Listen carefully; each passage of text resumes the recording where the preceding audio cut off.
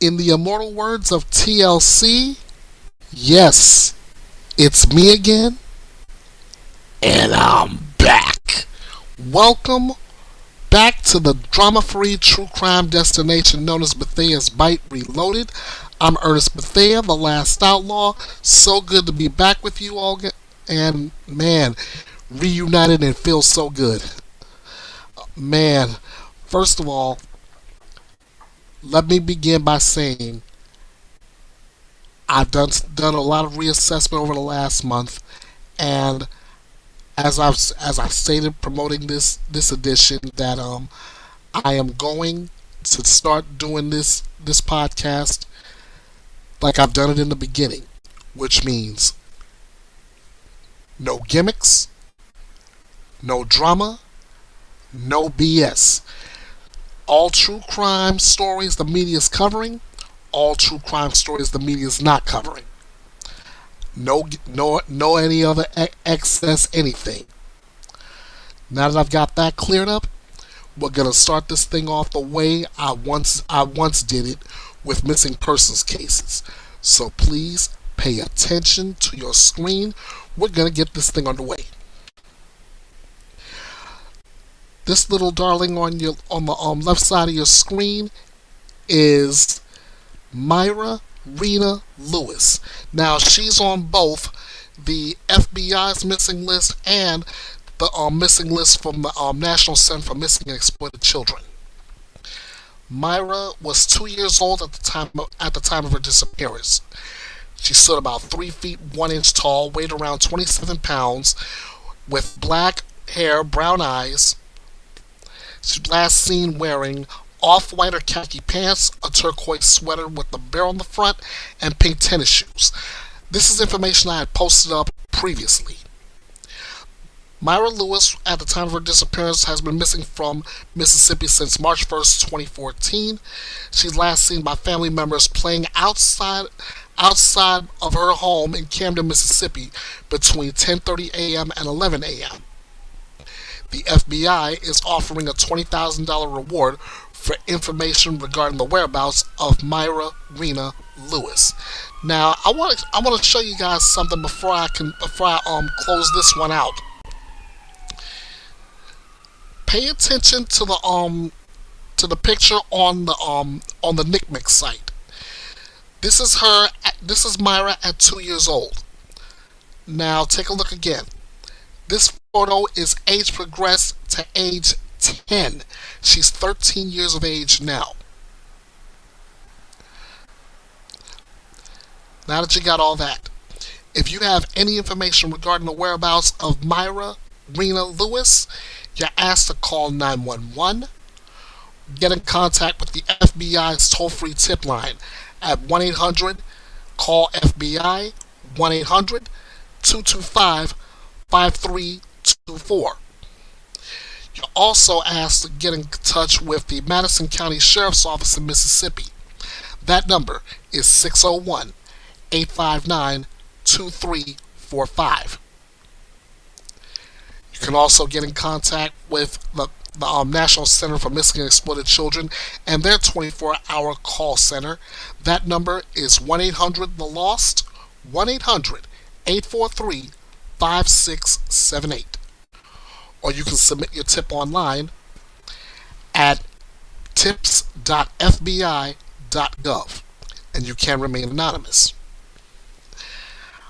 Next up, I want to bring to your attention is, if I can find her.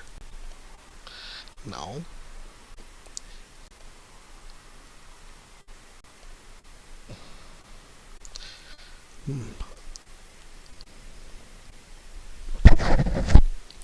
Hang on just a moment, guys.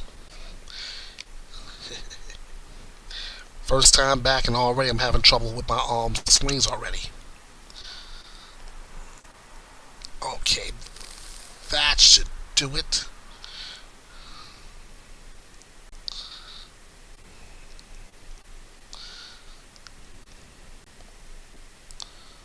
Okay, here we go.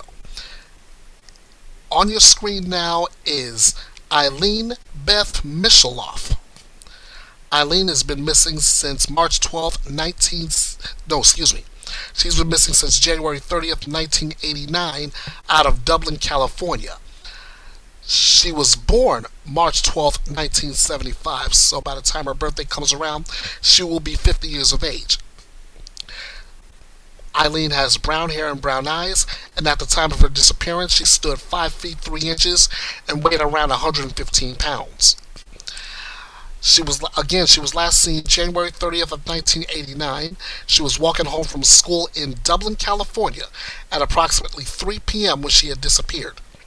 Witnesses recall seeing her walking home alone on Amador Valley Boulevard near Village Parkway that afternoon, but she was not seen again after that time. Eileen's key fob was later found near the entrance of John May Park, which was along the route she typically took to her home. At the time of her disappearance, Misheloff was wearing braces on her teeth, had pierced ears, freckles on her cheeks and the bridge of her nose, and a small lump on the inside of her left ankle. She was last seen wearing a charcoal gray pullover Esprit polo shirt, a pink and charcoal gray skirt with horizontal stripes, and low-top kids' sneakers. If you have any information regarding the whereabouts of Eileen Beth Misheloff, again, you're asked to call 911, contact the FBI's toll-free tip line at 1-800-CALL-FBI, or you can submit your tip anonymously again at the address is tips.fbi.gov. And remember, as always, whether it's Eileen, Myra, or any other missing person's case, it's always the same way. If you see something, please say something. That way, we can do something. Let's find Myra, and let's find Eileen, and let's bring them home safe. All right. Now let's get down to business. I've got a ton of stories. Normally I would say that and I would probably go about a good hour and change. But when I say I've got a load of stories to get through today, I've got a load. So, let's get down to it, starting with a bride found slain in her wedding dress hours after saying I do. 13 years later, her husband was just arrested for the murder. Oh, and by the way, when I first started, I was doing a lot of my stories coming from People magazine. Then I decided to adjust it and start doing a lot of my cases from Court TV. Now I'm using both as sources. So be ready to hear anything and everything, because like I promised also, I'm covering cases that the media is and is not covering. This is one of those cases. Look at this. This is Estrella Carrero on your left and Arnoldo Jimenez on the right. A man was arrested in Mexico nearly 13 years after his newlywed bride was found slain in her wedding dress in her Illinois home. 26-year-old Estrella Carrera was found dead in the bathtub of her Burbank, Illinois apartment on May 13, 2012. Less than 48 hours after she married Arnoldo Jimenez. That's according to the FBI Chicago field office in a statement. Authorities in Cook County charged Arnoldo Jimenez, then 30 years old, with first-degree murder on May 17, 2012, according to the FBI statement. Soon thereafter, federal authorities issued an arrest warrant against him on a federal charge of unlawful flight to avoid prosecution. Recently, Jimenez was arrested in Monterrey, Mexico. That's again according to the FBI's Chicago field office. He was arrested. That was in a statement on Friday, January 31st. He was taken into custody without incident. Carrera was found in a bathtub in her silver wedding dress, according to the Chicago Tribune, CBS Chicago, and WGN9, other outlets reporting at that time. She died from multiple stab wounds, according to ABC7 Chicago, citing the autopsy. An FBI agent told CBS News that she had been stabbed at least 18 times. Carrera, a mother to a then 9-year-old daughter and 2-year-old son, had married her alleged killer less than 48 hours after she was found. Again, that's according to reports from WGN9, Fox 32 in Chicago, and the Chicago Tribune. The couple shared the 2-year-old boy. Authorities allege that Jimenez stabbed Carrera in his Maserati before dragging the body and leaving it in the bathtub. Now, again, that's according to a report from CBS News and the Associated Press. She was found after family members grew concerned because she had not picked up her 2 children from a relative's house. That's coming from a report from ABC7 Chicago and CBS News. Her sister notified police, who responded to the residence for a welfare check when they found her. The mother of 2 had not disclosed to anyone that she was getting married. It's another report from the Associated Press and CBS News. It wasn't immediately clear how the suspect was finally arrested. In 2019, according to WGN9, the FBI had announced a $100,000 reward for information leading to his arrest, and the amount was updated to $250,000 in 2023. The FBI acknowledged the contributions of the Burbank Police Department, Mexican law enforcement, and the public leading to the arrest. Jimenez is being held in Mexico as he waits his extradition to the United States. And now a public service announcement. If you are experiencing domestic violence, you are urged to call the National Domestic Violence Hotline. That number is 1-800-799-7233. 1-800-799-SAFE. Or go to thehotline.org. All calls are toll-free and confidential, and the hotline is available 24 hours a day, 7 days a week, in more than 170 languages. You do not have to become a statistic. Help is just a phone call away. As far as my opinion on Mr. Jimenez and how he's being accused of killing his newlywed bride 48 hours just after saying I do. That's a time waste. I mean, seriously, if you really didn't want anything to do with her, leave. Let her go. If you feel like you can do better than that, let her go. If she's feeling like she can do better than you, let her go. That would have saved you a lot of pain, a lot of heartache, and in Jimenez's case, an extradition to the United States on a murder warrant. Just saying there. Next up.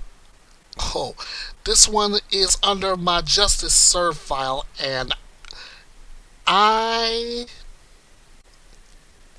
am here for this.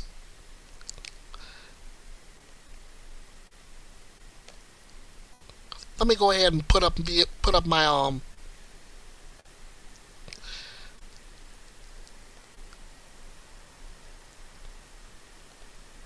let me go ahead and put up the trigger warning, because this is definitely one of those. There you go. Not fit for humans, much less dogs. A man gets 475 years after 100 malnourished pit bulls were found tied up in his backyard. Now I know somewhere somebody's saying, "What in the world? This guy is not gonna even think about surviving 475 years behind bars," and I would agree with you. But let's break down why the sentence is so long. A Georgia man was sentenced to 475 years in prison for dogfighting and cruelty to animals after more than 100 pit bulls were found tied up in his backyard. 57-year-old Vincent Lamarck Burrell was found guilty of 103 counts, including 93 counts of dogfighting and 10 counts of cruelty to animals, following a 4-day trial. That's according to the Paulding District Attorney's Office on January 30th. Police began investigating the case in November of 2022 after they were tipped off by an Amazon driver who saw multiple dogs tied up at Burrell's Paulding County home.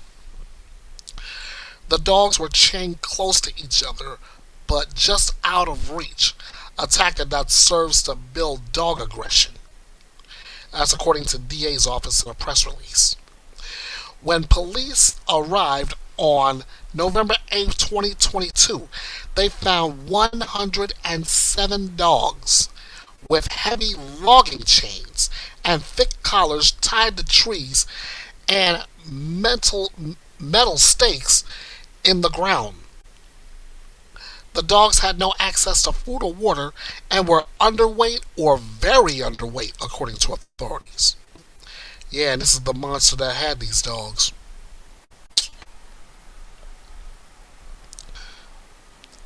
Officers found gear linked to a dog fighting on Burrell's property, including a live chicken that was used to tempt the dogs, a dog treadmill, and a breeding stand.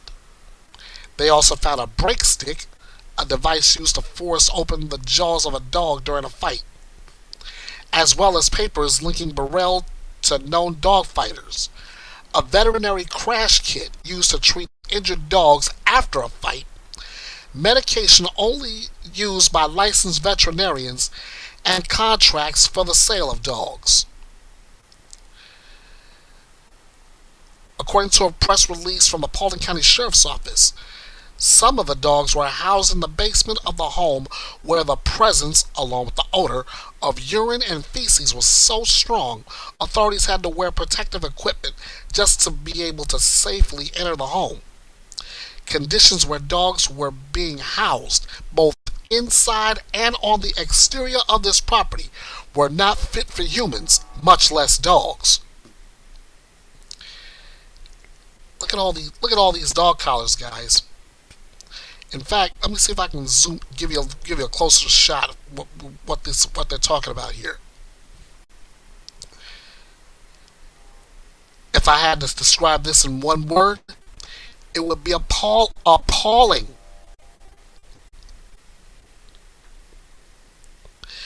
The dogs were examined by a veterinarian and found to have rashes around their necks from their collars and scarring patterns consistent with dogfighting, according to the prosecutor's press release. Several of the dogs had teeth that had been forcibly removed from their mouth. The dogs were seized by the United States Department of Agriculture, the Officer of the Inspector General, and taken to a rescue organization. It is time as a society that we step up and stop the abuse and mistreatment of innocent animals, Prosecutor Casey Pagnotta said. Ordinary citizens can play a part in stopping the abuse of animals by recognizing signs of dogfighting and reporting concerns to law enforcement. Which now brings me to another public service announcement. Anyone with information about dogfighting in Paulding County, you're asked to call 911 or leave an anonymous tip at area code 770-443-3047. Or you can leave that anonymous tip via the Paulding Sheriff's Office app. Again, that number is 770-443-3047. 3047, or you can leave that anonymous tip on the Paulding Sheriff's Office application. First off, regarding this story, it is absolutely appalling what this guy was doing with these dogs. I mean, you see the dog collars, and you're thinking, you don't even know what to think.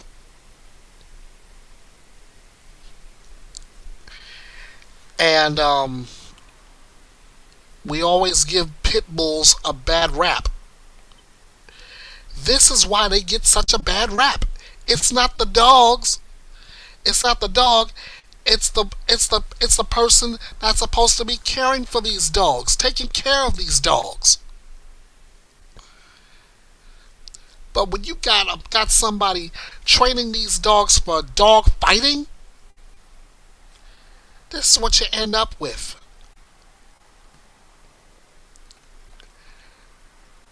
And this is the guy. Yeah, look at those eyes. Look like they're soulless to me.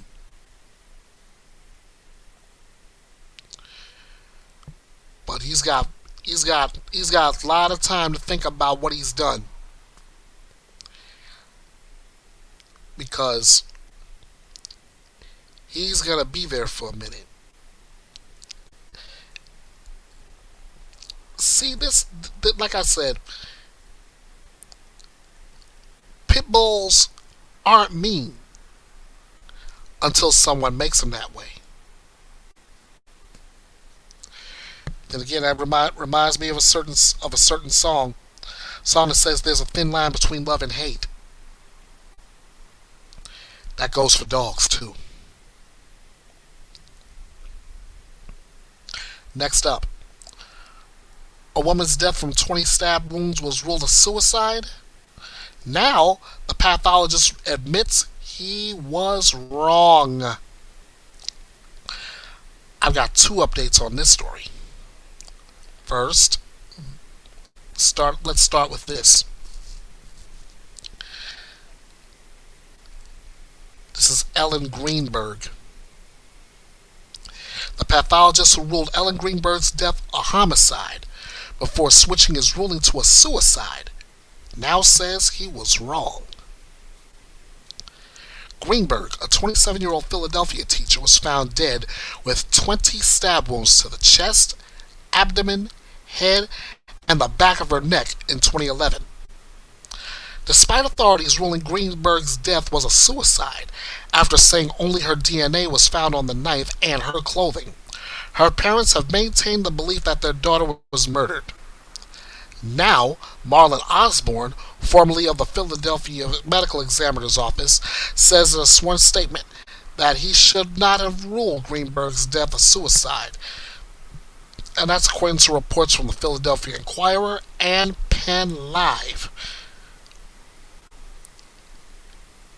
In the reported statement, which is part of the settlement agreement in a lawsuit involving Greenberg's parents, Osborne wrote, "Based on my consideration of the new information brought to my attention after leaving my position as medical examiner for the city of Philadelphia, along with my original autopsy findings and information considered while I was actively involved in Ellen's case, it is my professional opinion Ellen's manner of death should be designated as something other than suicide." Greenberg was found dead in 2011 by her fiancé, Sam Goldberg, after he returned to their home in Philadelphia. People magazine previously reported that Goldberg had told police he was unable to get into the apartment because the swing bar lock was in use. He eventually forced his way into the residence, where he discovered Greenberg dead with a 10-inch knife in her chest. Joseph Pedraza, Greenberg's parents' attorney, previously told Fox News that the knife was never fingerprinted and that there were signs of a struggle in the apartment. The Inquirer reports that Pedraza says Greenberg's parents, Joshua and Sandra Greenberg, never wanted monetary damages from Osborne, but rather an acknowledgement that she did not die by suicide. It's a tremendous statement by Dr. Osborne as far as I'm concerned, and a courageous one, Pedraza said per the paper. The only thing unfortunate about it is how late in time it came. It should have come earlier, but we are grateful he has done the right thing.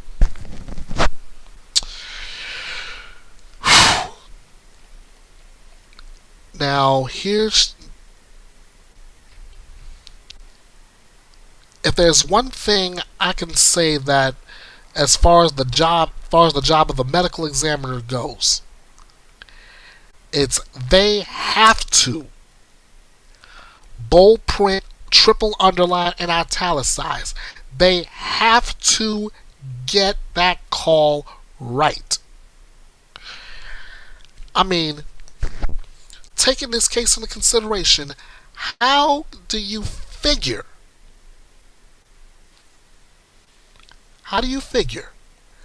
that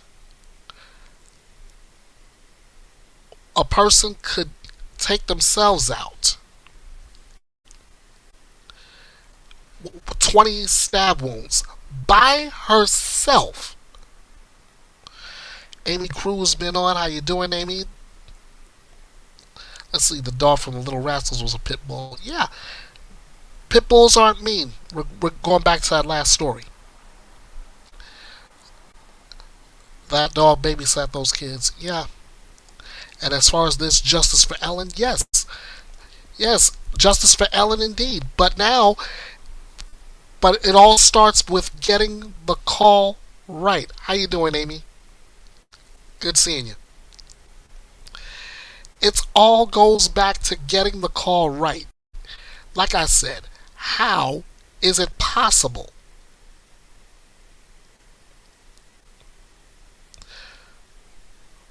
Last day with internet access for a while. Well, I hope you make it good, and I hope you get back on soon. How do you make this call of a suicide?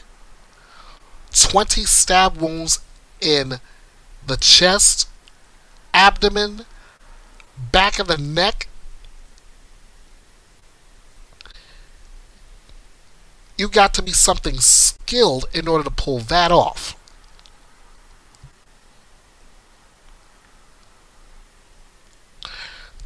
Stab wounds to the chest, abdomen, head, and the back of her neck. That's not possible. That's not possible. 20?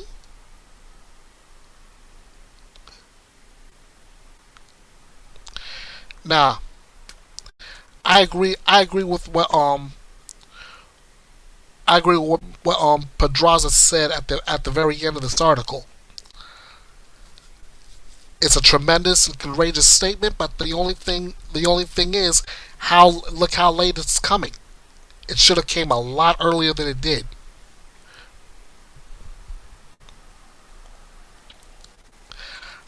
All right, next up, we're gonna dip in a little bit of the testimony in the case against ASAP Rocky in that trial.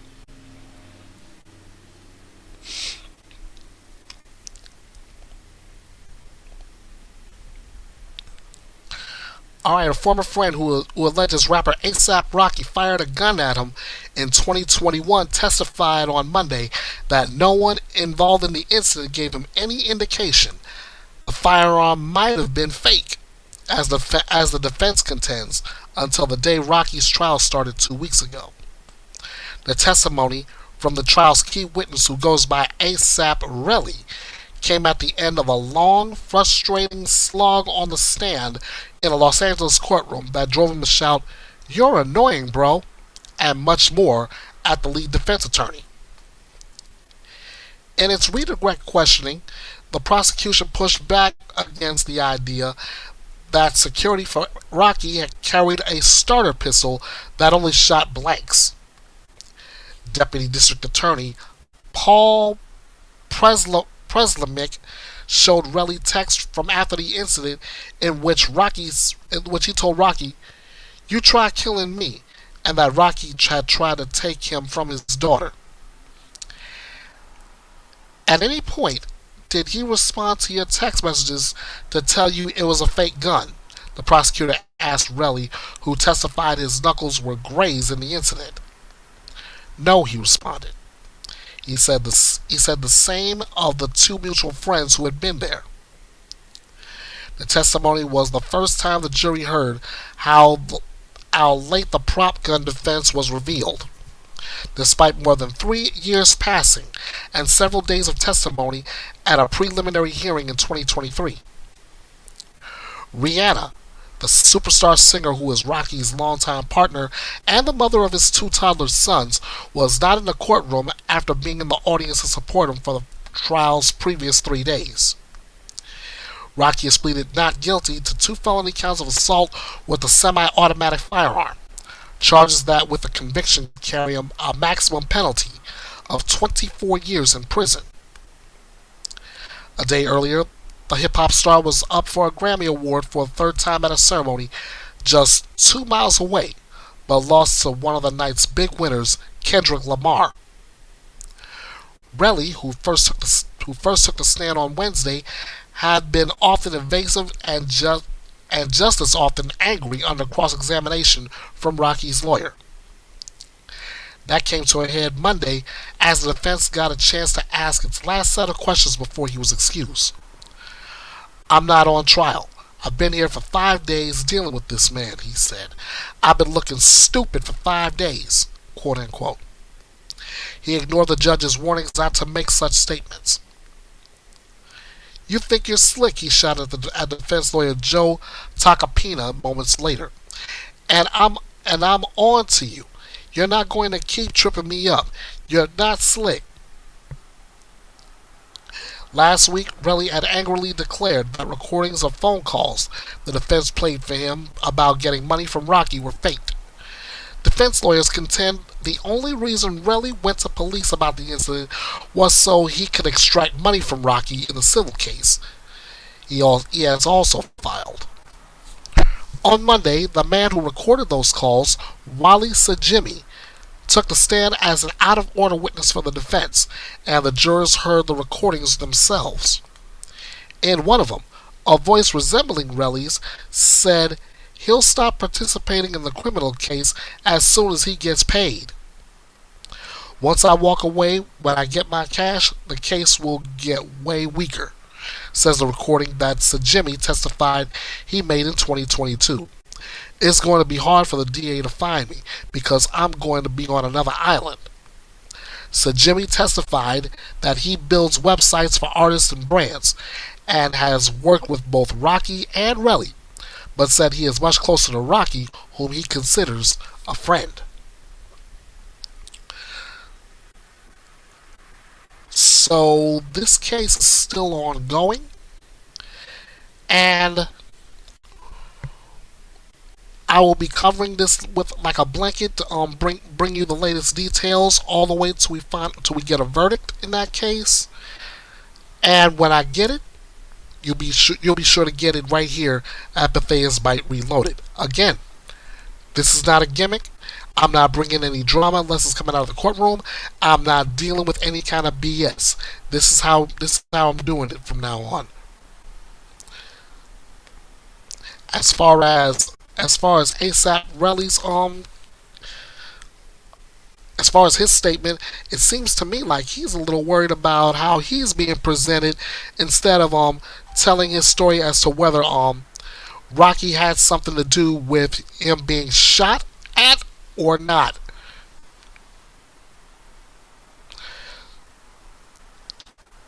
I believe it's a lot more on him to prove this case than it is the defense to show reasonable doubt. Stranger things have happened in the courtroom. Sentencing now. We have the sentencing in the Stalker murder trial California versus Jesse Alvarez, who was convicted in the shooting death of Mario Fierro, his ex-girlfriend's new fiance.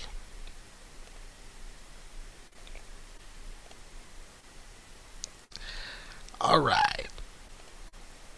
In fact, you know what? I'm going to go ahead and take you right to that. I'm going to take you right to the sentencing.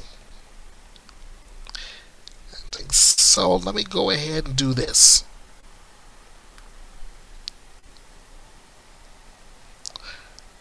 This is the copyright disclaimer. I'm going to take myself out of the shot and mute myself, and in the next 3.5 minutes, you're going to hear the sentencing in California versus Jesse Alvarez.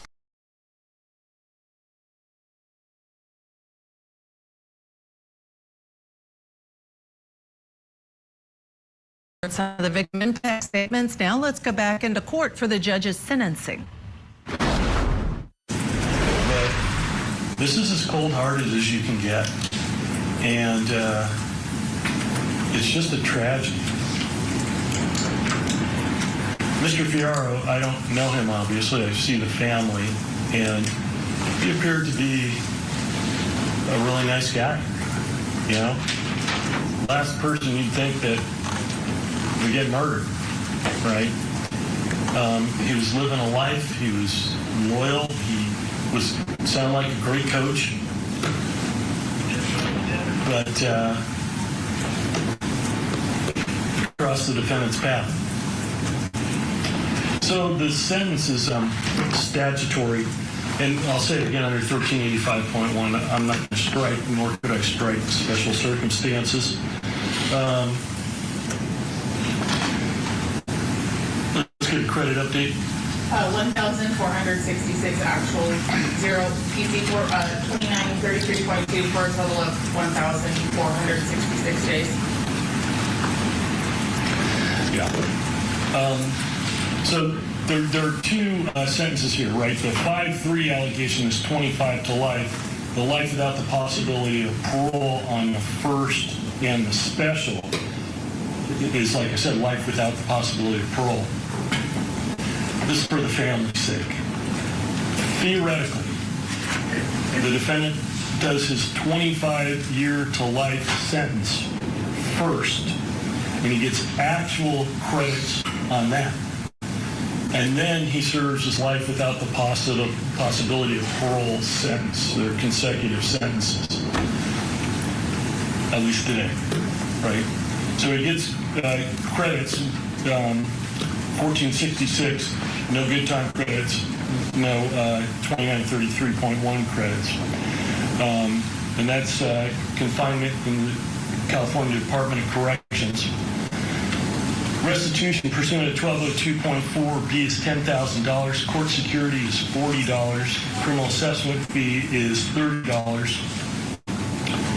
The restitution to the Fierro family and Amy Gambara, I'm going to reserve restitution on the several claim numbers on page 16 of the probation report. I'll incorporate those numbers by reference. The test pursuant to section 296 is to give a DNA test, and he may not possess or own any firearms, ammunition, or magazines. And the probation department completed that study, and he does not possess any firearms, ammunition, or magazines. The restitution, Mr. Alvarez, you have a right to appear at any restitution hearing or review or ability to pay hearing. Do you want to give that up and allow Mr. Blair to appear for you? He does not, Your Honor. All right, so we'll produce him if we need an evidentiary hearing.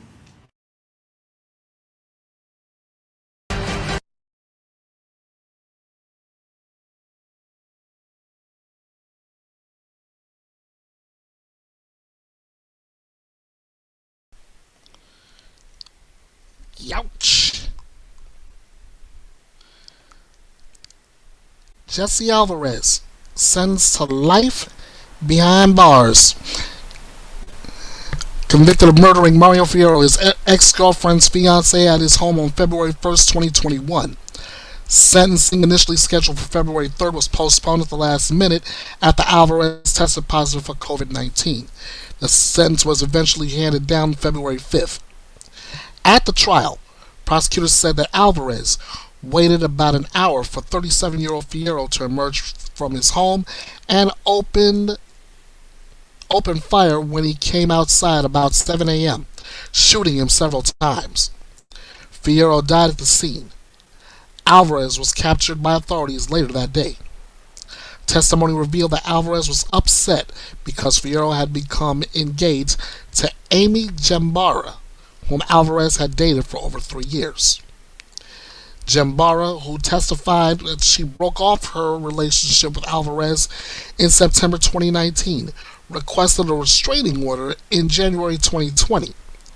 At the same time, she accused Alvarez of cyberstalking and an attempted break-in at her apartment, which forced her to change her locks and install cameras. In her filing documents, Gembara stated that Alvarez engaged in a pattern of control, manipulation, and emotional abuse, and that his behavior became erratic, escalated over time following their breakup. The judge ultimately denied Gembara's restraining order request, saying she did not meet her burden of proof that abuse has occurred within the meaning of the Domestic Violence Protection Act. At a preliminary hearing in February 2022, investigators said Alvarez had taken classes at a gun range prior to the shooting and had allegedly asked an instructor, "Where's the best place to shoot someone and kill them?" Alvarez pled not guilty to charges of murder as well as a special circumstance allegation of lying in wait. A jury convicted him of first-degree murder. I tell you, I don't get it.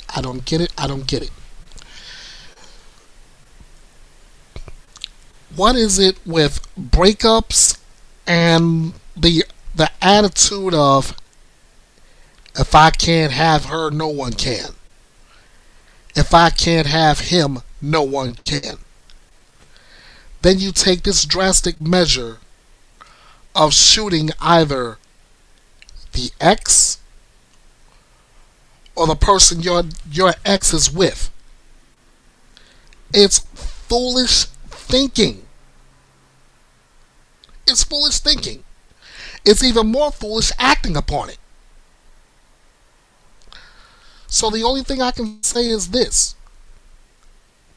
If you break up with somebody, let them go completely. You be happy somewhere else with someone else. But be sure that person is making you happy and you make them happy. Because if your ex finds someone else and he or she is happy with that someone else, that ex is no longer your concern. They're happy. You're miserable. Be miserable somewhere else.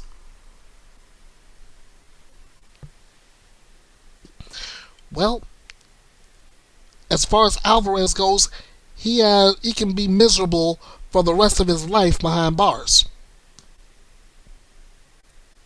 Justice served, I say. Next up, a federal judge in the Blake Lively and Justin Mulroney case is warning attorneys that they need to play nice.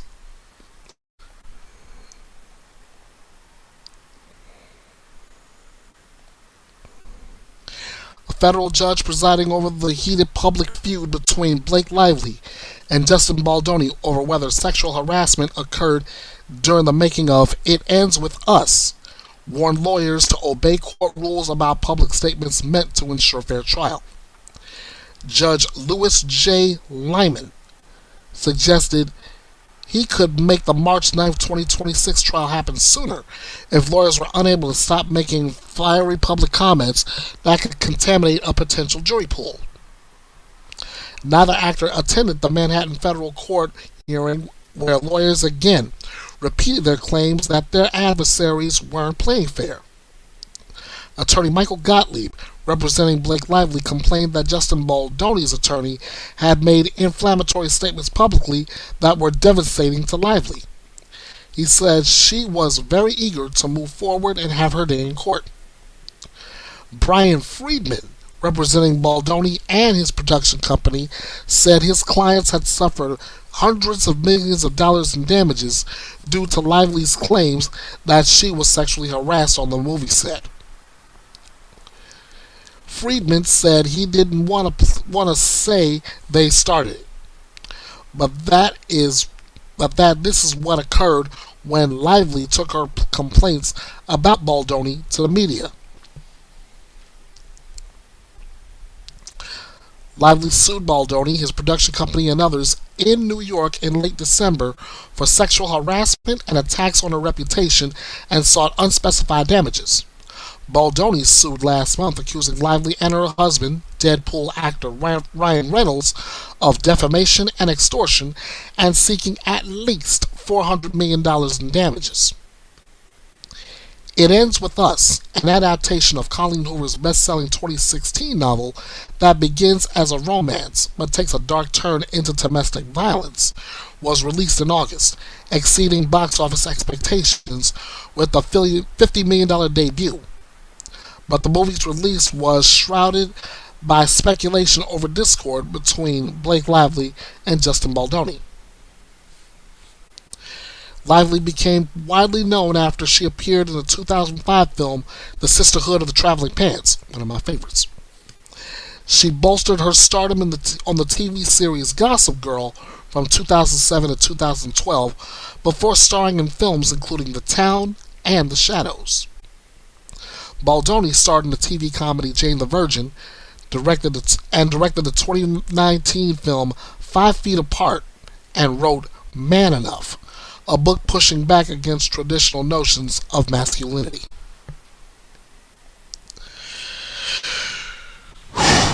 Boy, we got a doozy in that one. Sexual harassment, extortion, defamation. And those are what we call small claims.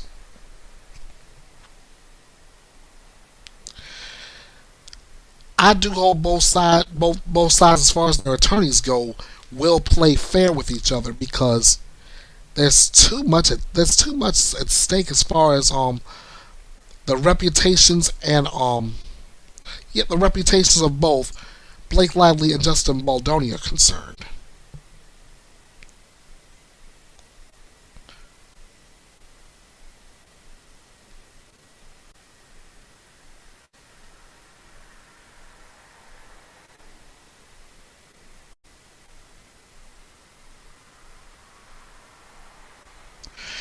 Now, I was trying to think of what I wanted to say next, but I think I'm just going to keep it there. Yeah, we'll see what happens as this case drags on.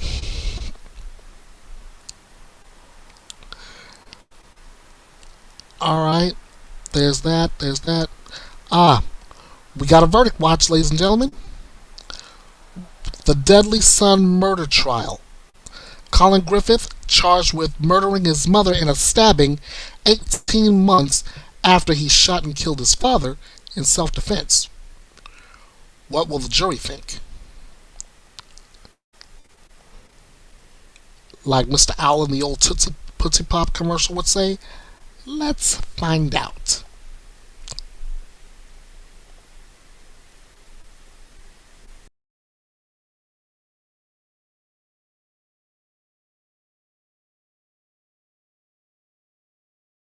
We're getting some new video in of Colin Griffith walking out of the jail after being processed and released. Let's take a look.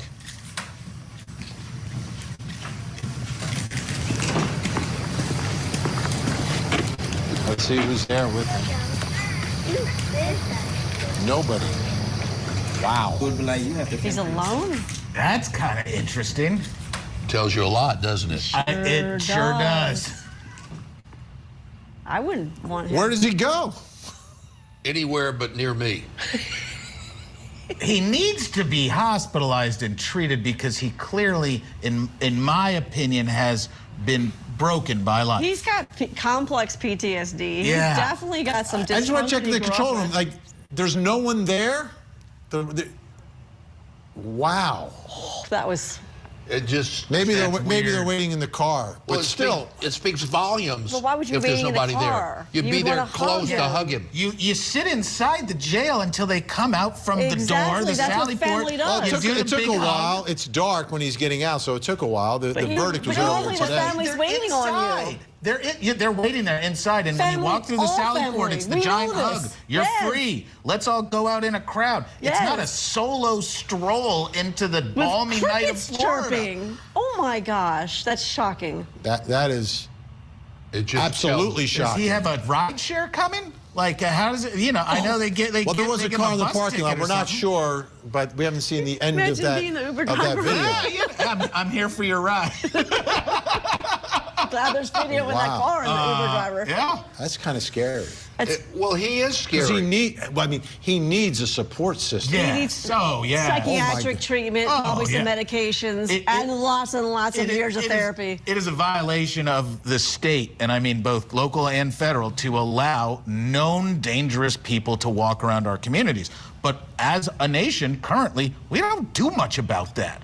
We kick them out of jails, we incarcerate them, kick them out of jail, say, go take your medicine or come back to jail. That's our mental health support for people that don't have a support system. But Josh, he's not a danger. He was been acquitted once in Florida.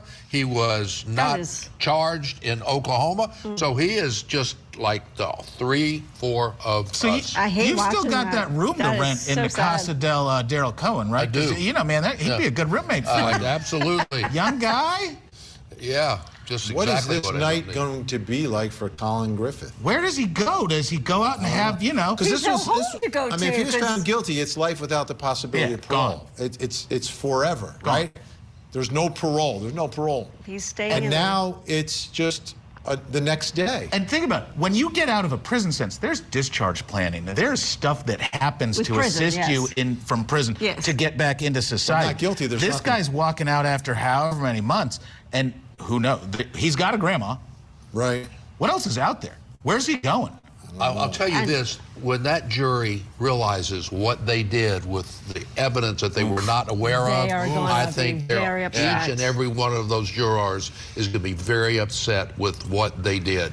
Can't blame them, but they're going to realize that there's more to life than what they saw in that courtroom. And they're more going to feel importantly, what guilty they if someone else didn't see. dies. Yeah. They're going to feel betrayed by a system because they're going to turn around and go, Yes. hold on, we just walked a guy and you didn't tell us that he had just killed his other parent.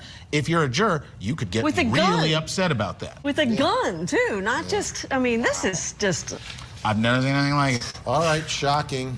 We'll obviously keep an eye on it. If there are any more developments in his life, you'll hear about it here.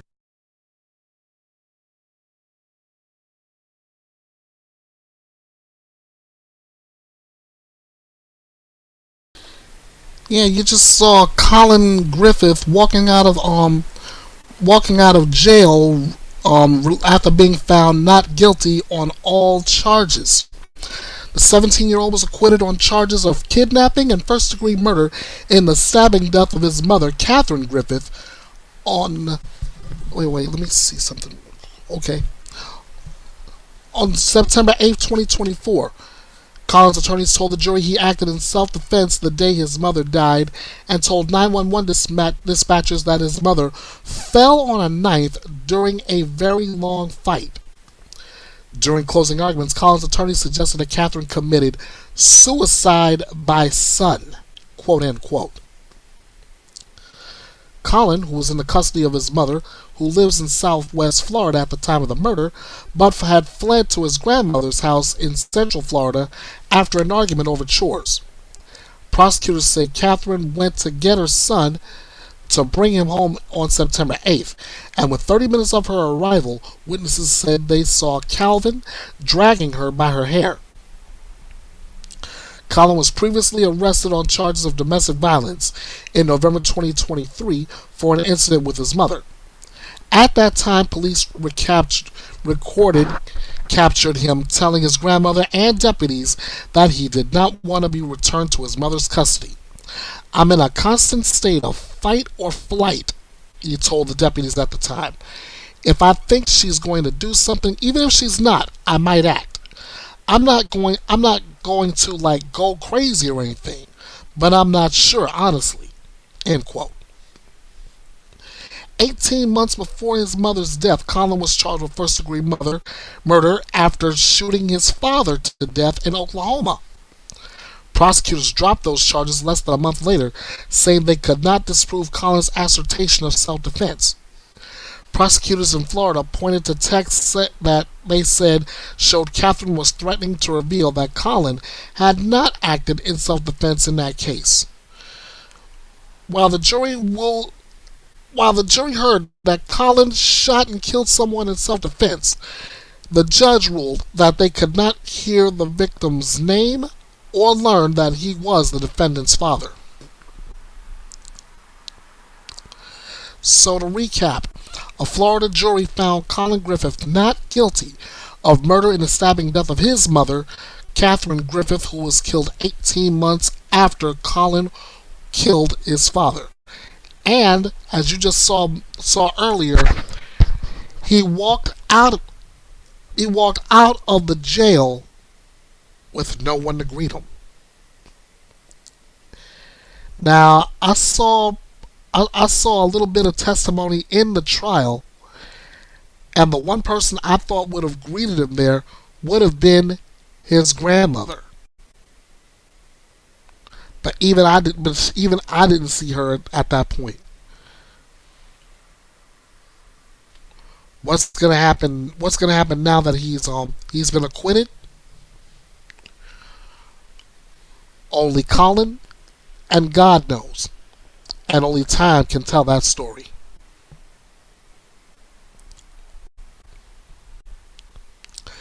Got another one. We're gonna stay in Florida for another verdict. Watch. This is the dog park murder trial, Florida versus Gerald Declan Radford. Now, he's charged with second-degree murder in the shooting death of 52-year-old John Walter Lay.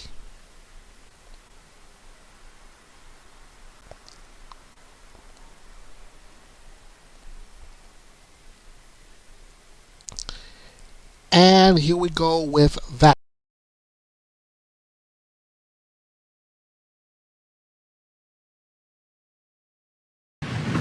State of Florida versus Gerald Declan Radford. Case number 24-CF-003630A. Trial Division 3, verdict form. We, the jury, find as follows as to count 1, second-degree murder. The defendant is not guilty. So say we all, dated the 6th day of February, 2025. Juror number 1, foreperson of the jury. Juror number 1, is this your true and correct verdict? Yes. Juror number 2, is this your true and correct verdict? Yes. Juror number 3, is this your true and correct verdict? Yes. Juror number 4, is this your true and correct verdict? Yes. Juror number 5, is this your true and correct verdict? Yes. Juror number 6, is this your true and correct verdict? Yes. Thank you. Ladies and gentlemen, I just want to spend one more moment telling you again how very much I and we appreciate your service here this week. As I told you earlier this week, we can't do what we do in this courtroom or any courtroom in this country without people like you who have responded and made this great sacrifice. The right to a trial by jury is fundamental to our system of justice. So I'm very sincere when I tell you how much I appreciate the dedication and close attention that I know you all have paid during the course of this trial.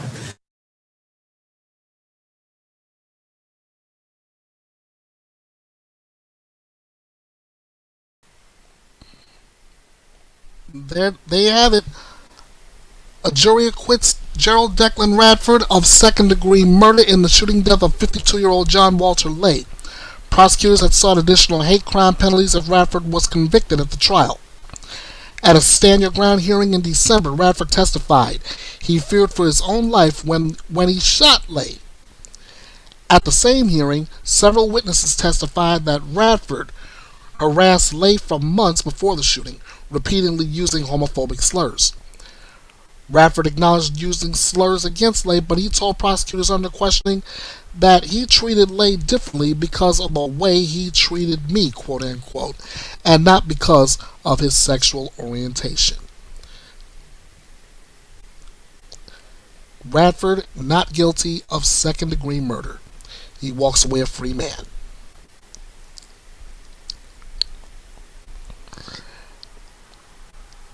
Next up, a judge orders the acquittal on one count in a trial over the Ahmaud Arbery case. A judge ordered the acquittal of former Georgia prosecutor Jackie Johnson on one of the misconduct charges against her.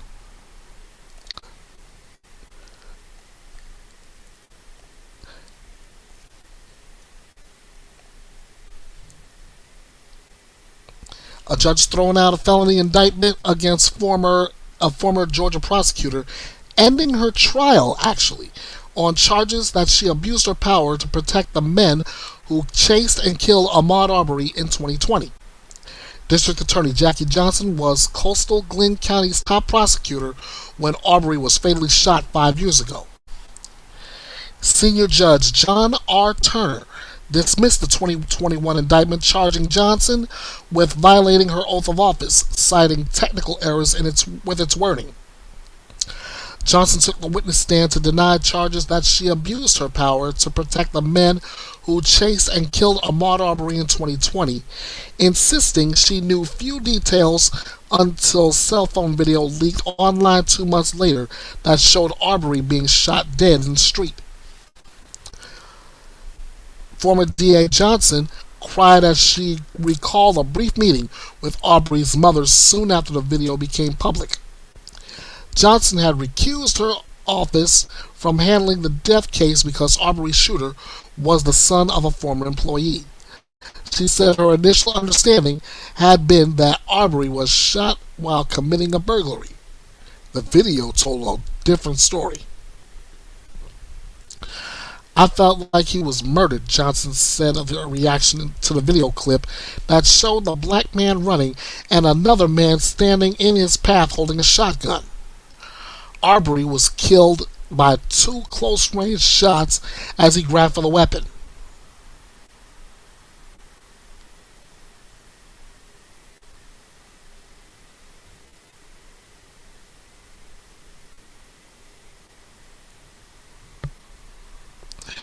Whew, wow. Just looking at this information, and it says that Arbery's parents had previously been told police believed their son's killing had been a justified act of self-defense. After seeing the video, Johnson said she worried that they thought I had covered up the murder of their son. The former prosecutor was on trial charged with violating her oath of office, a felony punishable by 1 to 5 years in prison. Prosecutors say she worked behind the scenes to get George Barnhill, a neighboring district attorney assigned to Arbery's death, after he had already advised police the shooting wasn't a crime. Did you ever ask George Barnhill? This is a friend of mine. He's a co-worker of mine. This is his child. Be sympathetic. Find self-defense. Anything like that. Did you make any suggestion ever? Defense attorney Brian Steele asked Johnson on the witness stand. No, she replied. Johnson was a top state prosecutor for Coastal Glenn County when Arbery was fatally shot on February 23, 2020. Father and son Greg and Travis McMichael armed themselves and set off in a pickup truck after the running black man wrongly suspected he was a burglar. A neighbor, William Roddy Bryant, joined the chase and recorded cell phone video of Travis McMichael shooting Arbery. Greg McMichael had retired months earlier from his long-time job as an investigator for Johnson's office. About an hour after the shooting, he left a voicemail on Johnson's cell phone asking for help. Johnson acknowledged talking with Greg McMichael 7 times between the day of the shooting and the day the video leaked, but she denied ever offering him assistance or discussing details of the case. I told him I hope he understood our office was not going to be involved in the case, Johnson said. Georgia Attorney General Chris Carr's office is prosecuting Johnson. John Fuller, the lead prosecutor in the trial, on cross-examination questioned whether Johnson's account of those phone calls could be trusted. Nobody else heard those calls, Fowler said. Those phone calls between you and Greg McMichael remain between you and Greg McMichael and nobody else. Johnson replied, I'm telling you what had happened. No one was arrested in Arbery's death for more than 2 months until a cell phone video of the shooting leaked online and the Georgia Bureau of Investigation took over the case from local police. Both McMichaels and Bryan were later charged and convicted of murder as well as federal hate crimes. Johnson lost re-election in November 2020, a few months after Arbery was killed. She was indicted almost a year later. Johnson testified the way she viewed Arbery's shooting changed completely after she saw the video in early May 2020. She said she then realized Greg McMichael was likely a murder suspect and contacted GBI investigators to provide voice messages after he had left her after the shooting. She also came face to face with Arbery's mother, Wanda Cooper Jones, for the first time outside the courthouse soon after the video became public. She called my name. I didn't know her before I'd seen her on television, Johnson said through tears. And I walked over to her, and she told me, she said, I'm Ahmaud's mother. I grabbed her hand and I said, I am so sorry about your son. The prosecution suffered a blow after resting their case when Senior Judge John R. Turner ordered Johnson acquitted of a second charge, that she obstructed police investigating Arbery's death. Turner granted a rare directed verdict after concluding there was not, quote, not one scintilla of evidence to support that charge. So, Jackie Johnson has her reputation clear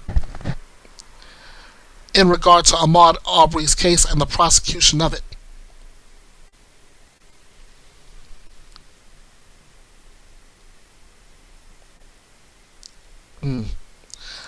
All right, Amy. Good luck. Anyway, so now we'll see what happens down the road. But right now, as far as the McMichaels and Roddy Bryan, all three are doing sentences behind bars for the murder and the federal hate crimes against Ahmaud Arbery. So, again, I guess I can end that one with 2 words. Justice served. Next up, the remains of a West Virginia woman missing since August was found at a sex offender's home. 34-year-old Krista Merrill had been missing since August.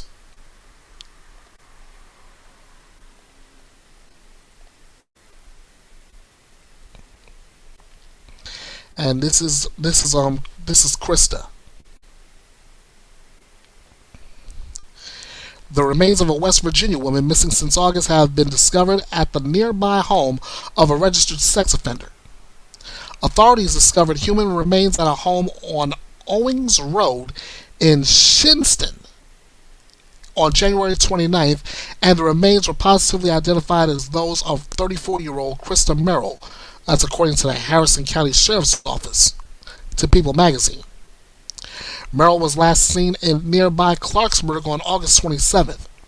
She had told family members that she'd be returning to Fairmont at 3 p.m. that day, but never showed up, per a missing persons poster distributed around the area.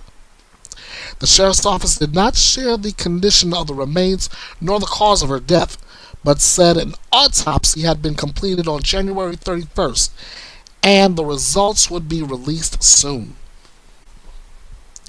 The sheriff also did not immediately share the name of the sex offender who owns the property, but said he is currently in jail on unrelated charges. Tax reports that indicate the property is owned by Andrew Neil DeBolt, a registered sex offender currently facing charges for allegedly assaulting another man at a post office in November. So we find her remains. May God bless the family and friends that lost this that lost this woman, and hopefully they will find the actual culprit and put him or her behind bars where that animal belongs.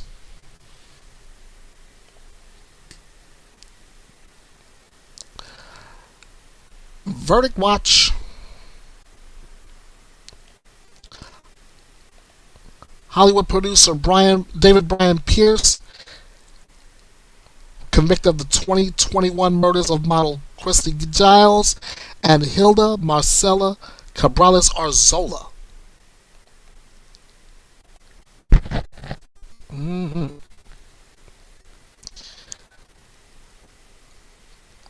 All right, here's your bullet points. Christy Giles, Hilda Marcela Cabrales Arzola attended a party in Los Angeles in November 2021 and were later allegedly drugged by David Brian Pierce.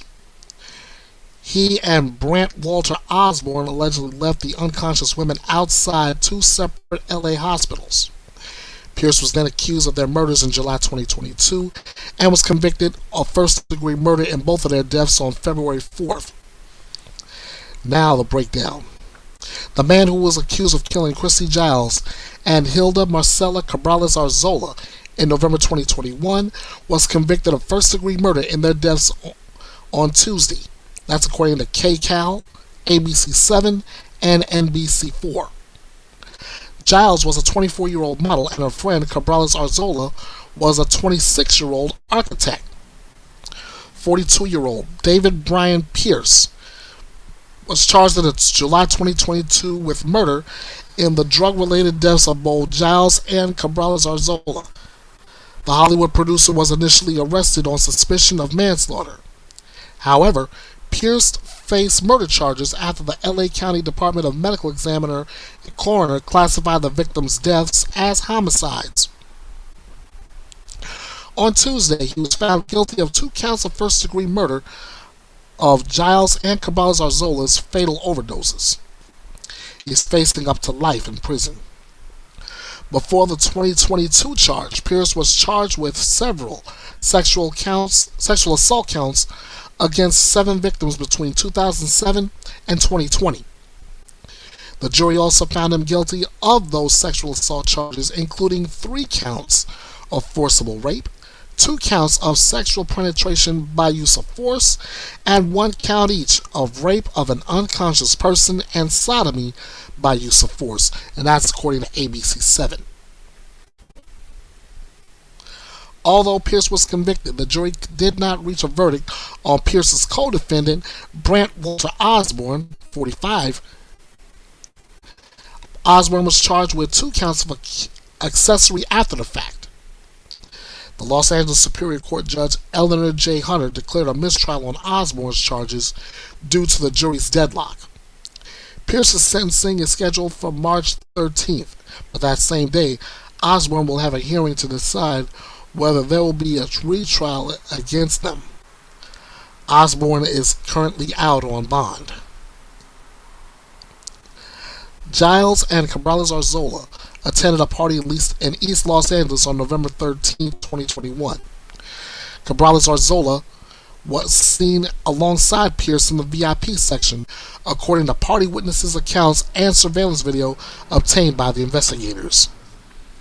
Later, the women were allegedly given drugs and allegedly overdosed at a home between the LA neighborhoods of Beverlywood and Miracle Mile.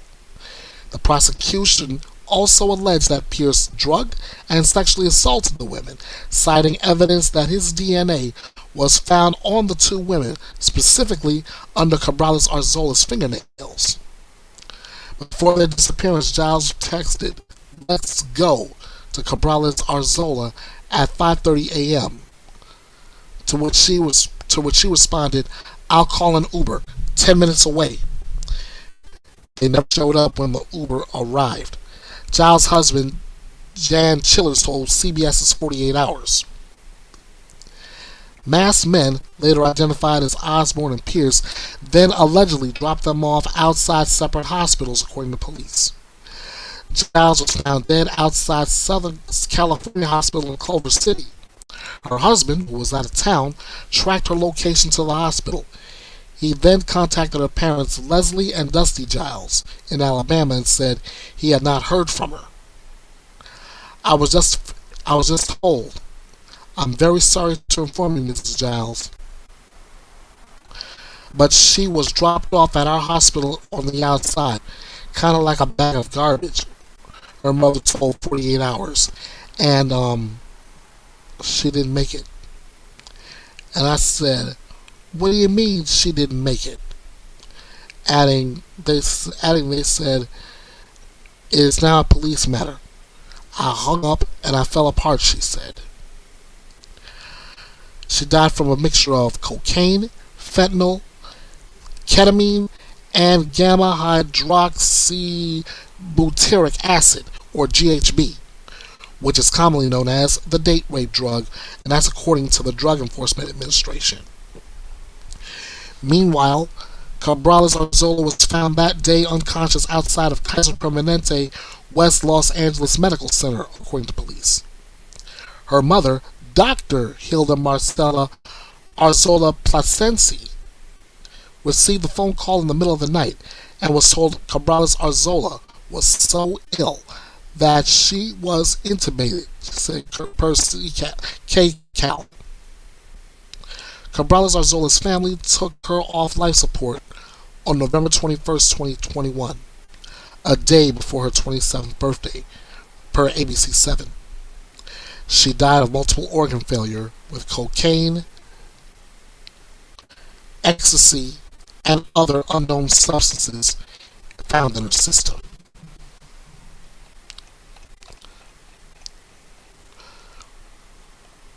So they were able to get one, but not the other, yet. You know what I always say? Justice delayed is never justice denied. So, Brant Osborne, I see you getting yours coming. Just wait for it. You'll get yours.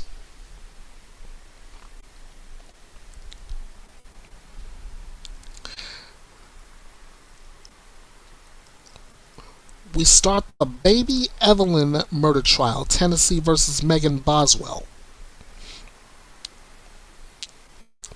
This case is already ongoing, but let me give you a preview of what we're dealing with here. The East Tennessee mother charged with murdering her daughter is standing trial 6 years after the child was seen alive. Megan Boswell is facing 19 charges in the death of Evelyn Mae Boswell, the toddler who had not been seen since December 2019, was reported missing in February 2020. Her remains were found weeks later in a shed belonging to Megan's grandfather. Megan initially told state investigators that her daughter was with the child's father, who was stationed with the Army in Louisiana. Then later said her mother took Evelyn to a campground in Virginia, but authorities found no sign of the girl there. Megan was charged with false reporting before being charged with more serious charges.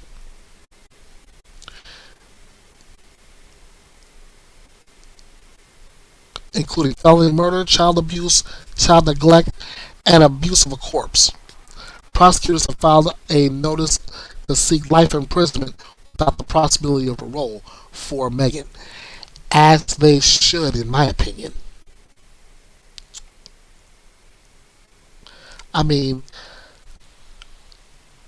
if you can see the YouTube screen on this page, look at the left side of it and look at the black and white still photo of baby Evelyn.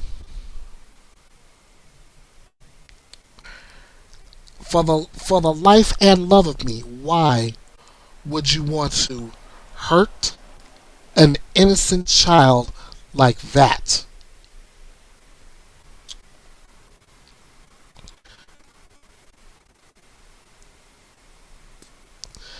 I don't get it. I just don't get it.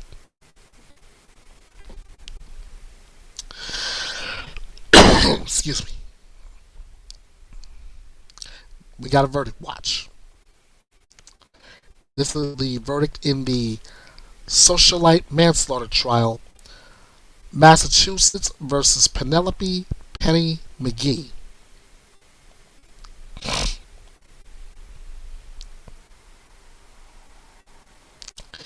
And as soon as I can get that set right, okay.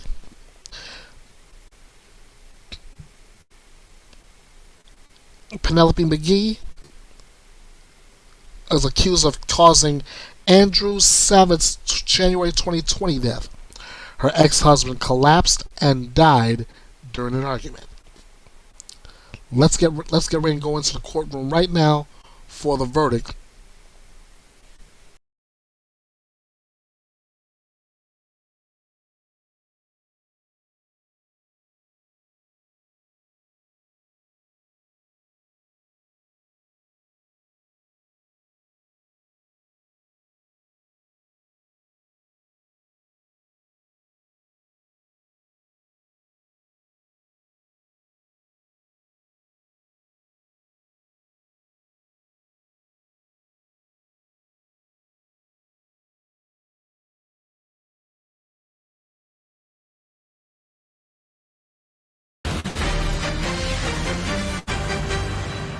We are pausing everything there in Tennessee to bring you breaking news out of Massachusetts and that bench trial that was happening for Penny McGee, who had been charged with manslaughter in the death of her husband, Andy Savitz, her ex-husband. We got this information just moments ago. Yeah, the judge just issued her verdict. The state rested yesterday, and this morning the defense decided not to put on any witnesses. Right after closing arguments, Judge Beverly Cannoni announced her decision, so let's get you inside the courtroom for that. On manslaughter regarding on the theory of wanton arrest, reckless conduct, I find you not guilty. And manslaughter caused by a battery, I find you not guilty. Ms. McGee, your discharge was held by the process. There being no other process, you're hereby discharged. Thank you. Thank you very much.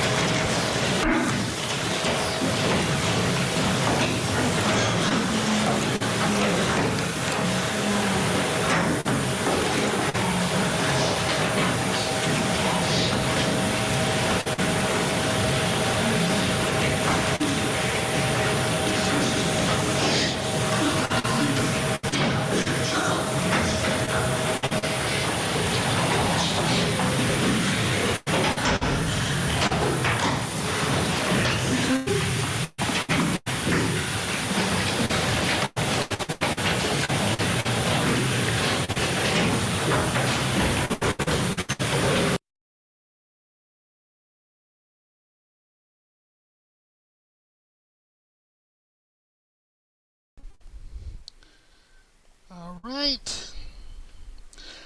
A Massachusetts woman found not guilty in the death of her ex-husband, who died of a heart condition while the two were arguing. 58-year-old, Penelope McGee had faced charges of causing Andrew Savitz's January 2020 death and faced up to 20 years in prison if convicted of manslaughter at trial. McGee opted for a bench trial, meeting Judge Beverly Cannoni, who presided over Karen Reed's first trial, was the sole decider of fact. After hearing closing arguments, Cannoni immediately delivered her not guilty verdict. McGee was accused of going to Savitz's home on January 28th to confront him about an email she received from his brother evicting her from the home she had been living in. McGee told officers that Savitz grabbed and pushed her during an argument before passing out in the front hallway, where she began administering CPR. The former couple's then 18-year-old daughter told officers a different story. She claimed she heard her parents arguing for several minutes and asking her father asking McGee to leave. The daughter said she went downstairs and witnessed her mother slapping and pushing Savitz, and her father collapsed while she was on the phone with 911. A medical examiner determined Savitz's cause of death was cardiac dysrhythmia following an altercation in a person with hypertensive and arteriosclerotic cardiovascular disease and diabetes mellitus. 66-year-old Savitz was a well-known environmental consultant and a Democratic aide to former Governor Michael Dukakis, according to the Boston Globe. McGee came from a prominent political family in Rhode Island and previously worked as a vice president at J.P. Morgan Chase, according to Go Local Prov. So Penelope McGee walks free today, and who knows? This could have been the death of Savitz could have been brought on by that heart attack and whatever else he had going on medical wise.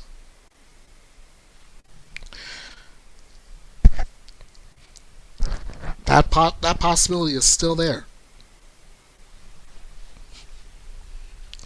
But according to a judge, according to this judge,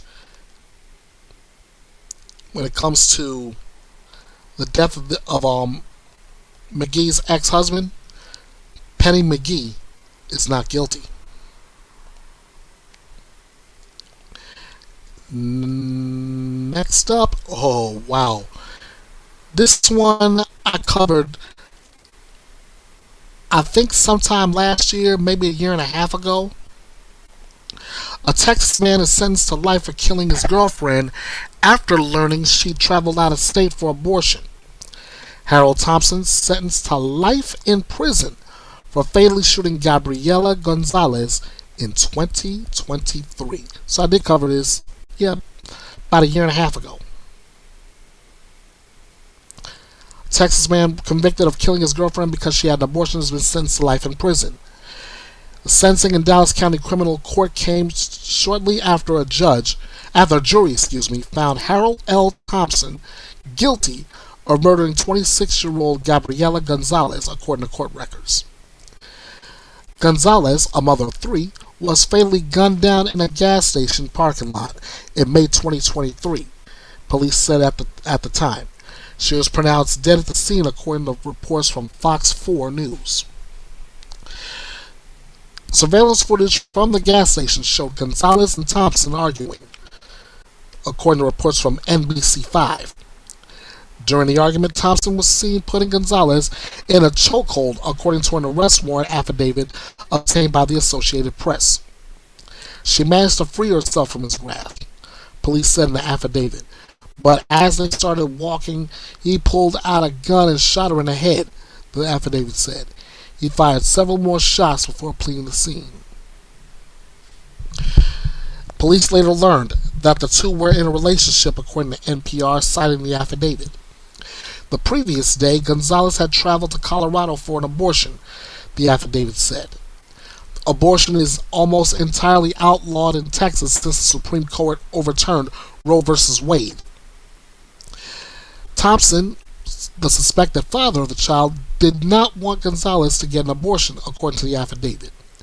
At the time, Thompson's arrest for Gonzalez's murder, there was an active warrant out for his arrest for assault, according to, shown by the affidavit, NPR and Fox 4 News and NBC5 reports. Gonzalez had filed the report against Thompson in March 2023, just 2 months before he murdered her. According to the affidavit, Thompson had beaten an unnamed woman who was pregnant with his baby several times, according to a report by NPR. He allegedly tried to strangle the woman, believed to be Gonzalez, and gave her a black eye, it said. The victim said she was very fearful of Thompson, according to the warrant obtained by NPR, due to threats he made against her family and children. Gonzalez's sister, Melanie Rubio, told NBC5 that her sister felt helpless. I knew she wasn't okay, but we couldn't help. We didn't know how. Rubio continued to tell NBC5 he was so angry that she wanted to get away from him. She would always tell me that she wanted to leave, but that she couldn't. And this brings me back to an earlier PSA I brought to you earlier in this broadcast. If you are experiencing domestic violence, ladies and gentlemen included, you do not have to be a statistic. Help is a phone call away. You are urged to call the National Domestic Violence Hotline. That number, once again, is 1-800-799-7233. 1-800-799-SAFE. Or you can go to www.thehotline.org. Thehotline.org. All calls are toll-free and confidential, and the hotline is available 24 hours a day, 7 days a week, in more than 170 languages. If you can't get out on your own, someone is available to help you get out.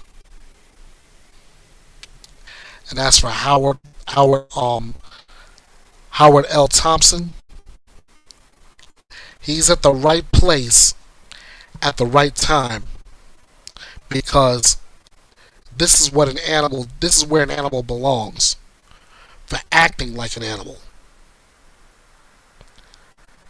Animals belong in cages, and Harold Thompson has put himself in a perfect cage. Justice served.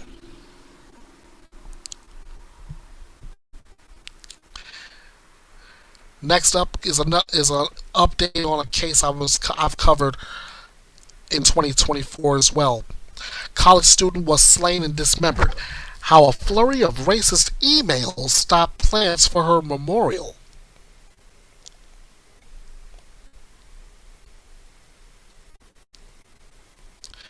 Alright, on your left is Sadie Carlina Robinson, the victim in the case, and on your right is the defendant, Maxwell Anderson. Sadie was reported missing 3 days after she was last seen in April 2024. Investigators found her car on fire and her body parts scattered around Milwaukee. Without a body, her mother requested county officials to have a public memorial in her honor. And this is where we begin. Milwaukee officials have reluctantly halted their plans for a memorial for a college student who was killed and dismembered after going on a first date last year. 19-year-old Sadie Carlina Robinson disappeared after she went on a first date last April, according to her friends and family at the time. Over the next week, her dismembered body parts was found strewn across Milwaukee and another nearby municipality, according to authorities. 2 weeks after she was last seen, Milwaukee County Sheriff's Office announced homicide and arson charges against 33-year-old Maxwell Anderson.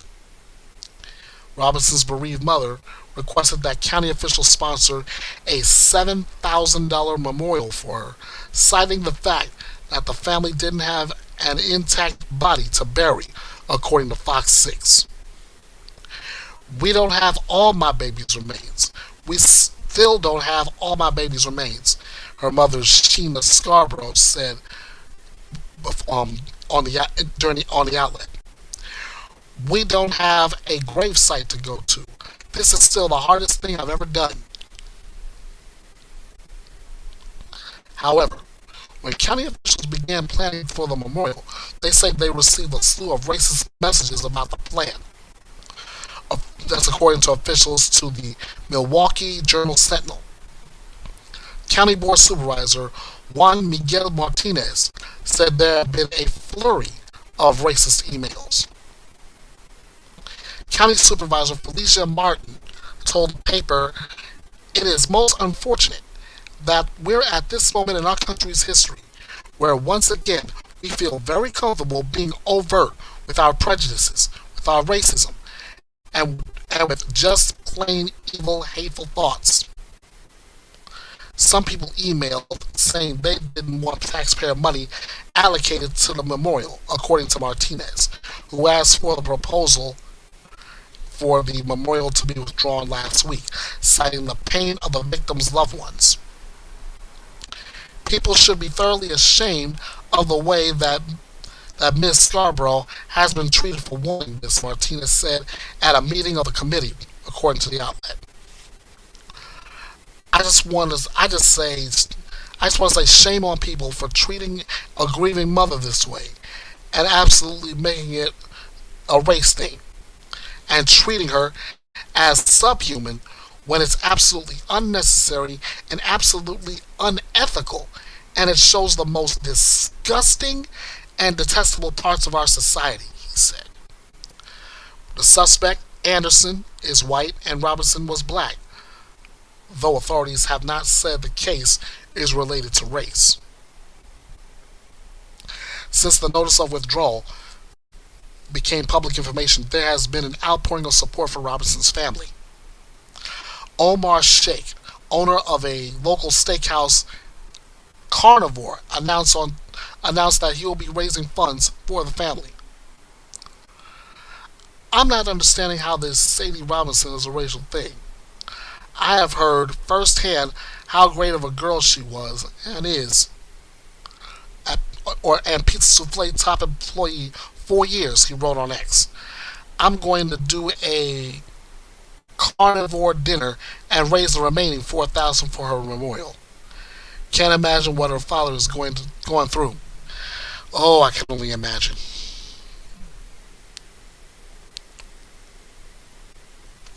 Following Robinson's disappearance, police found her car burned and recovered several of her body parts over the course of a few days.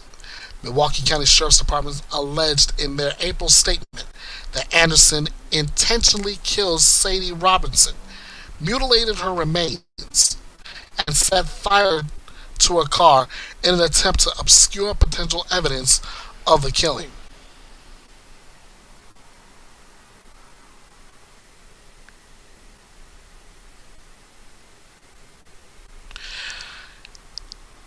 Maxwell was charged with first-degree intentional homicide, mutilating a corpse, and arson. Online court records show he's entered pleas of not guilty. His trial is set for May 5th, according to Fox 6. Once again, I bring this PSA to you. If you're experiencing domestic violence, please call the National Domestic Violence Hotline, 1-800-799-SAFE, 1-800-799-7233, or go to www.thehotline.org. You do not have to be a statistic. Help is a phone call away. All calls, are toll-free and confidential. The hotline is available 24/7 in more than 170 languages. Also, there are 3 websites to combat systemic racism you can consider learning from or donating to these organizations. Campaign Zero works to end police brutality in America through research-proven strategies. colorofchange.org wants to make the government more responsive to racial disparities.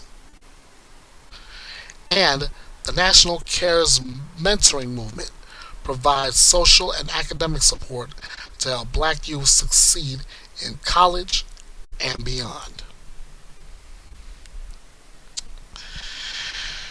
My goodness.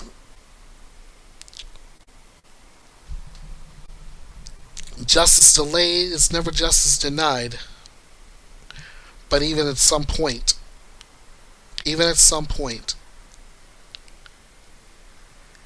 just the wheels of justice can move so slow. This case included.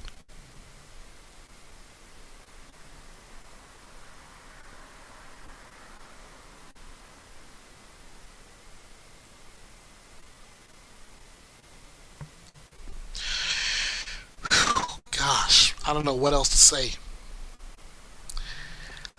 But I pray to God that Sadie Robinson and her family finally get justice.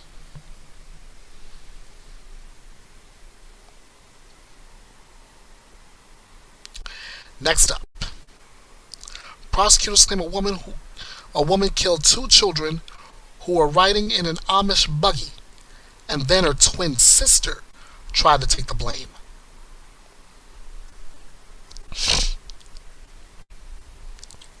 Take a look, guys, before I get started with this one. This is Samantha Peterson on your left. This is Sarah Peterson on your right.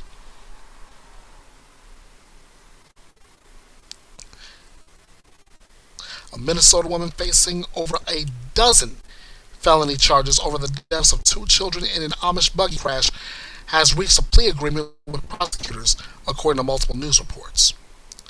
Sarah Peterson pleaded guilty on Tuesday to 2 counts of criminal vehicular operation in connection with the 2023 crash after initially having been charged with 16 counts. That's according to news outlets CARE 11, KTSP, and citing Fillmore County court records.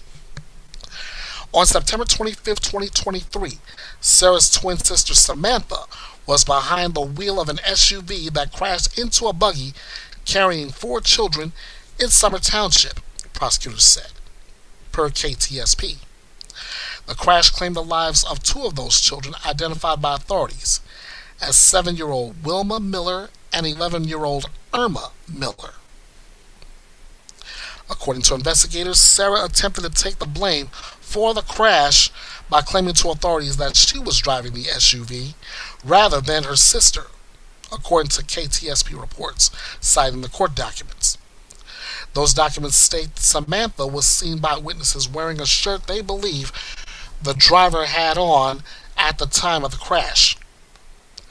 As the days continued beyond that first day where the crash was reported, inconsistencies started to appear in both sisters' stories and in the evidence that deputies uncovered. Fillmore County Sheriff John DeGeorge said in December 2024, according to CBS News. Later, it was determined through a series of search warrants, interviews, analysis of different data, and that in fact Samantha Peterson, Sarah's twin sister, was driving that vehicle. Additionally, Samantha had allegedly made searches on her cell phone, including what happens if you get in an accident with an Amish buggy and kill 2 people, and how to lock an iPhone cops have, per the documents cited by KTSP. Samantha faces 21 felony charges, including criminal vehicular homicide, criminal vehicular operation, driving under the influence, failure to provide proof of insurance, careless driving, and speeding, according to CBS News. And as for Sarah, she is scheduled to be sentenced on March 31st, according to KRE 11.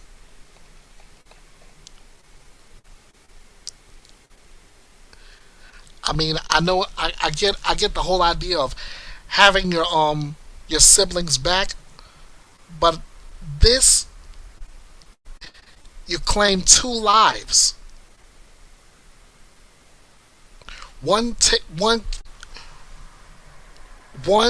kills two children in an accident, and the other one is ready to take the fall for it. Come on.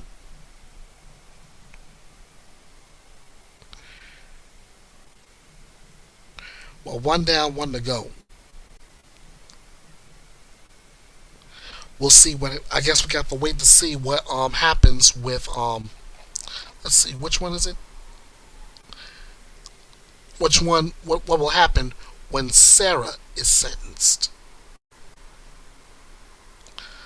Stay tuned to that one, folks. Okay, then this next story,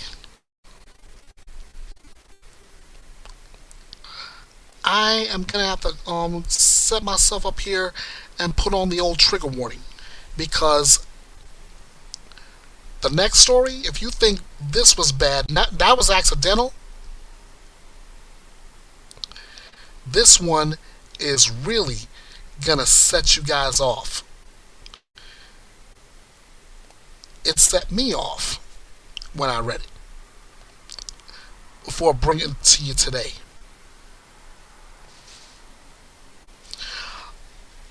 Prosecutor says a mom smothered a 9-year-old to death, buried him in the yard, and then left the state with the other child.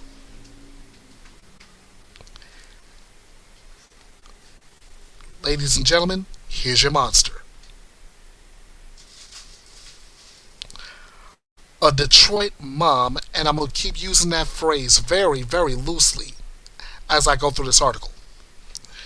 Detroit mom has been charged with murder after smothering and choking her 9-year-old son to death, burying him in a backyard grave, and then skipping town, according to prosecutors. 41-year-old Brandy Catrice Pierce faces charges of first-degree murder, felony murder, first-degree child abuse, evidence tampering, and concealing the death of an individual. Wayne County Prosecutor Kim Worthy made this announcement on Wednesday, February 5th. Pierce could face life in prison without the possibility of parole if convicted of the top count. Worthy said a set of human remains were found in a shallow grave behind a Woodingham Drive home on January 6th, as the landlord was staging the property in preparation for a new tenant. The landlord called police, who discovered the shallow grave with a foot believed belonging to a small child sticking out. The remains would be identified as those of 9-year-old Zamar King III, whom authorities believe was killed in October 2024. King's cause of death was identified as smothering and neck compression. That was Kim Worthy at the press conference on Wednesday. She alleged Pierce then bound her son's hands and feet together and placed his body in the shallow backyard grave she had dug. By November 6th, she had abandoned the Detroit rental home with her other son, a 3-year-old toddler, and decamped to Cobb County, Georgia. Worthy says, "I've been a prosecutor for a long time, and I often say that I have seen it all. The horrors of this child abuse case defy that. The alleged actions of this defendant are among the most callous I have seen and hope never to see again." Pierce would later come to the attention of the Brookhaven Police Department in Georgia on December 20th on unrelated allegations, authorities say. Police in Brookhaven later notified their counterparts in Detroit, and on January 10th, she was taken into custody in Georgia in connection with Zamar's death. The Wayne County Prosecutor's Office is seeking to have her extradited back to Michigan, Worthy said.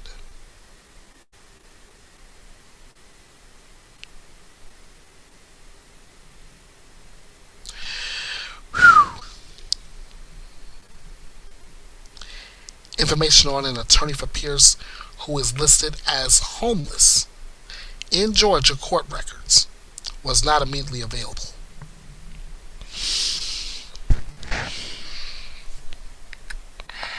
Before I speak my piece on this, let me drop this TNA with some PSA.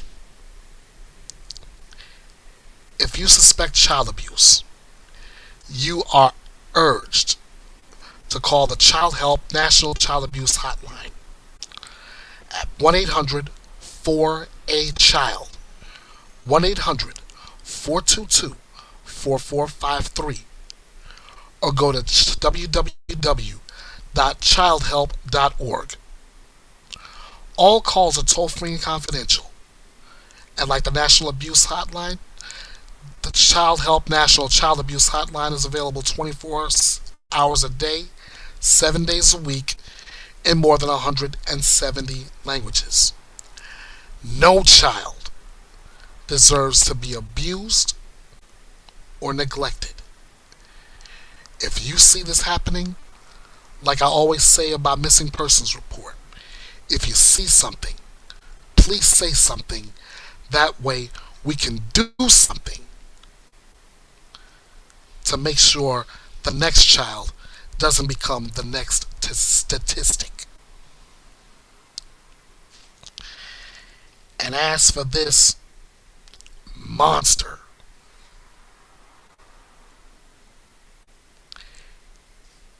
if you didn't want the child,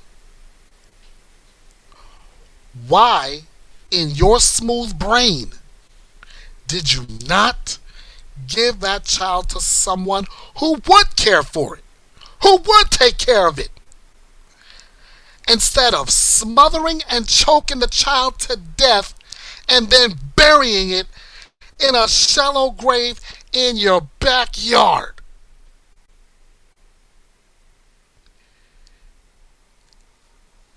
Brandy Catrice Pierce, you're not just a monster. In my opinion, you are a coward.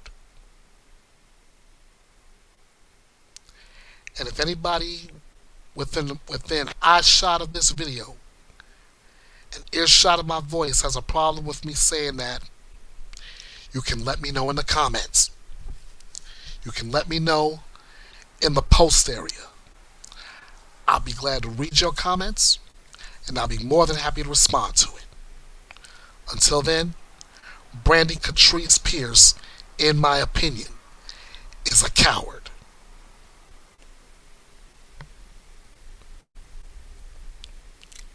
Next up,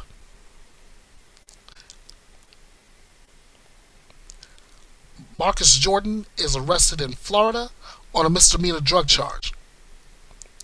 Marcus Jordan, the son of NBA great Michael Jordan, had just fled a traffic stop in a neighboring county, according to authorities.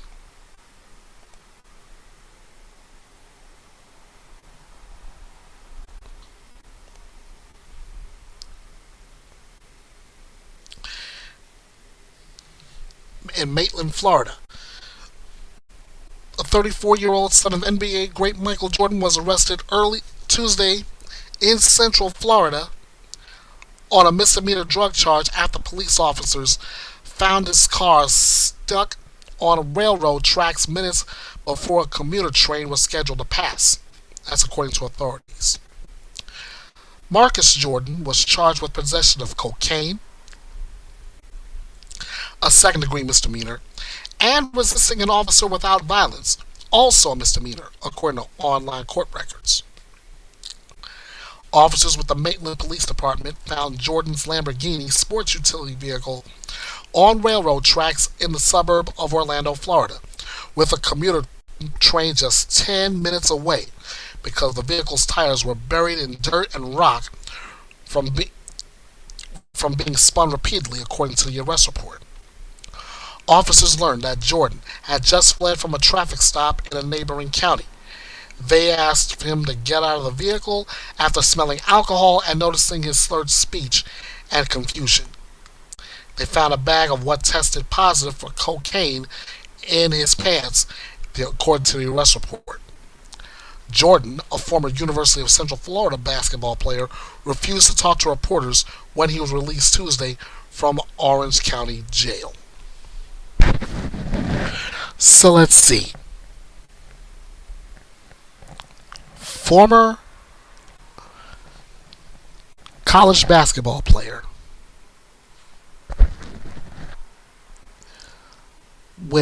caught with cocaine fleeing a traffic stop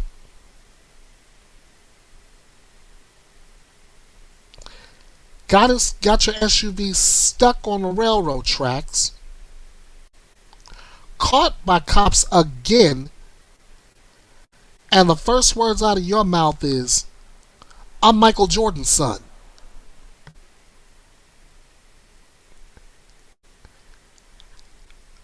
Bad move.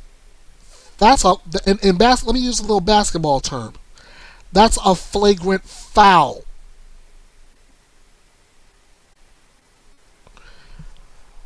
Getting in trouble like that, and you're the son of one of the NBA's,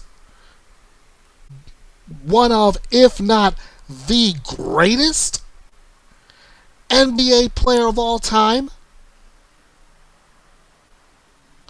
I'm sorry, but if that were me, I would not want to name drop my famous dad,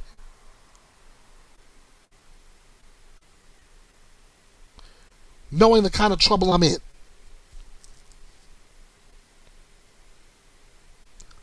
Let me say that one more time so everybody get this. I would not want to name drop my famous dad for getting caught by cops with cocaine, the smell of alcohol on me, running from police, getting my car stuck on the railroad tracks, and then the first words out of my mouth is, "I'm the son of Michael Jordan." Who would want to? How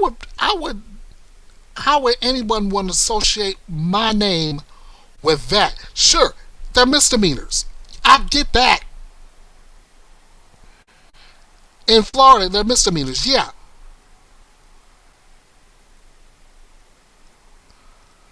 But are you trying to ruin that person's reputation just by name dropping like that? Something to think about.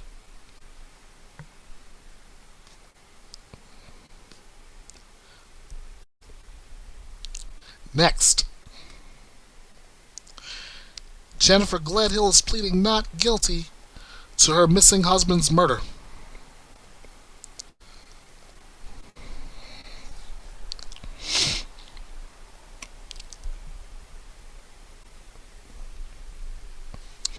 A Utah woman is accused of killing her missing husband, pleading not guilty in court.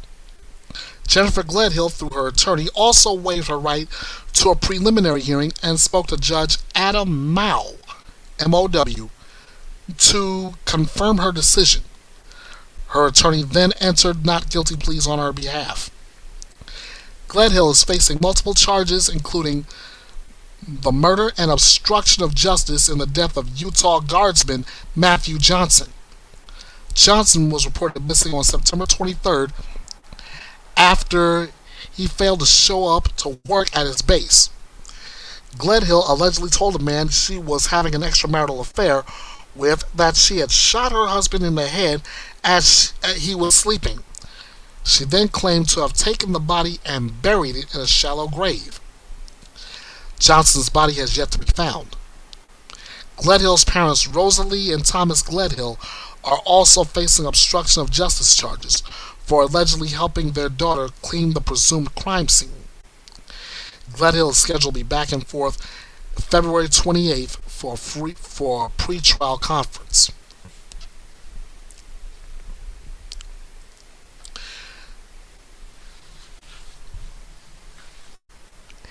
If you're not guilty, why would you want to tell somebody else you did all this? And what's the motive for you?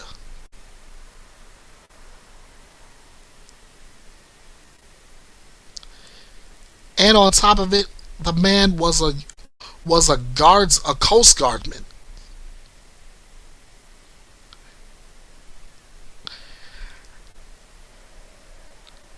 I don't see this working out well for you at all. But we're just barely getting started. I mean, the pleas are already in. That's as far as that goes. We'll just have to wait to see when the trial starts, the testimony that comes along with it, and we'll see if it holds up. Next up, Karen Reed's attorney says the Commonwealth's videos are a dumpster fire.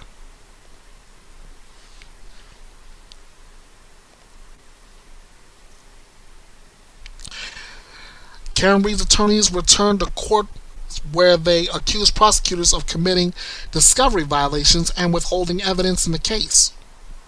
Reed is facing multiple charges, including second-degree murder in the death of her boyfriend, Boston police officer John O'Keefe. Prosecutors say Reed hit O'Keefe with her car after a night out drinking and left him to die in the snow. While her defense maintains Reed is being framed and that O'Keefe was actually attacked by friends at a home nearby, Reed's claims of a cover-up were central in her first trial, which ended in a mistrial in July, when the jury could not reach a unanimous verdict. Ahead of Reed's second trial, scheduled to begin on April 1st, the defense and prosecution have gone head-to-head in motions hearings, battling over evidence and proposed expert witnesses. Reed's defense scored a win when Judge Beverly Canone said she would allow defense expert Richard Green to testify. Green testified that witness Jennifer McCabe used her phone to search how long to die in CIKD, supposed to have been cold, at 2:27 a.m. rather than 6:30 a.m., which the prosecution claims.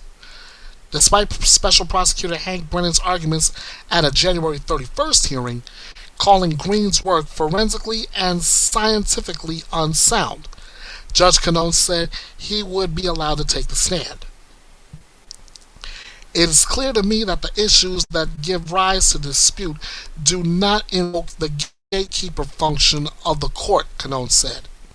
To me, it is rather a difference of opinions that needs to be resolved by the jury. Canone did not render a decision on a motion from Reed's defense asking for the Commonwealth to foot the bill for their defense experts to review video from the Canton Police Department. The video in question, recorded January 29, 2022, was introduced at the first trial, but was revealed to have been inverted. Reed's attorney, Alan Jackson, accused the prosecution of deliberately withholding the portions of the video. What we have gotten, it appears, are scraps and fragments of videos that the Commonwealth has decided, and on their own and within their own time frame, to dole out to us, Jackson said. Why are we getting videos from January 29, 2022, 2.5 years later? And why are some of those videos altered or manipulated or not in their proper format? We still don't have answers to those questions.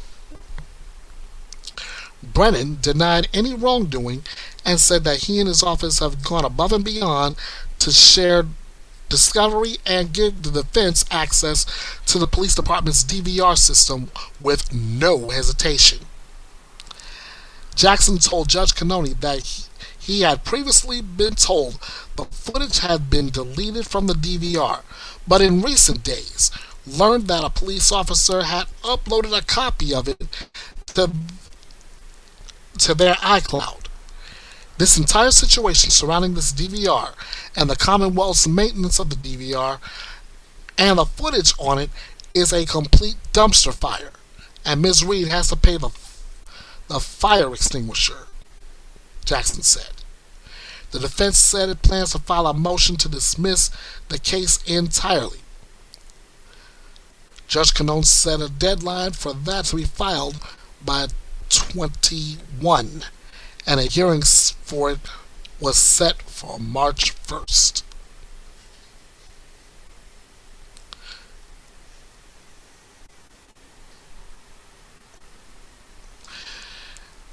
Man, just when I thought this case couldn't get any messier. Just when I thought this case couldn't get any more messy than what it was in the first trial, there it is.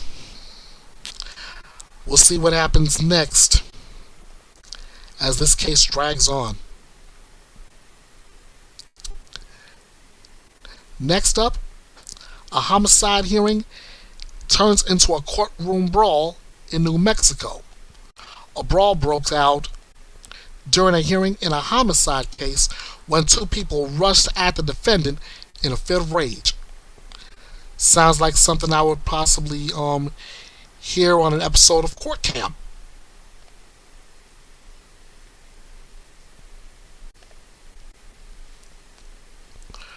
A routine hearing in a New Mexico state courtroom devolved into chaos when three people rushed the defendant in a murder case, setting off a brawl with flying fists and kicks. Courtroom cameras recorded the January 31st melee that has resulted in felony charges against two men who apparently rushed the defendant in a fit of rage over the killing of a relative. The two men were charged with battery and assault on a public official.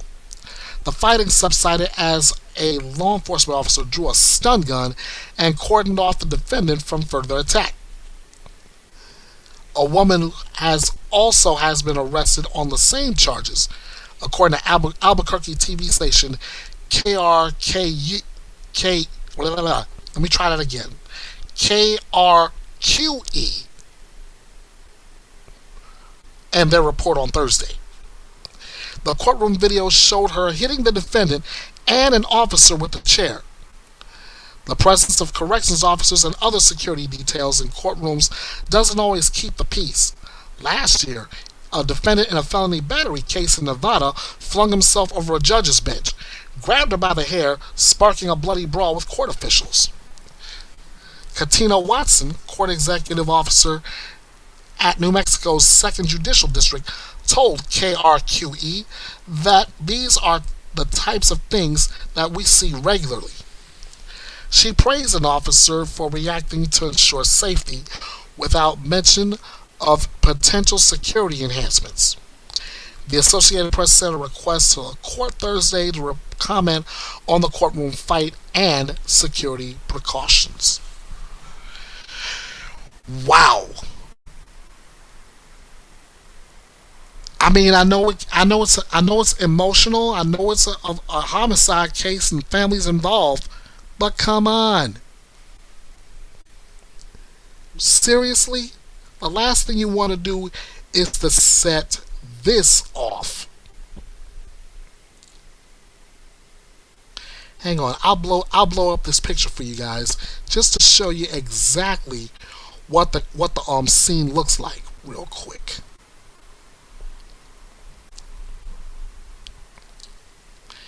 And here we are.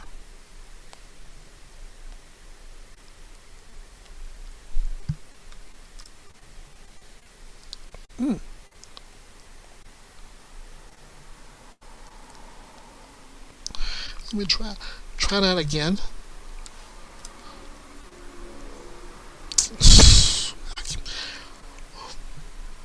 Well, this is the best I can do for that shot.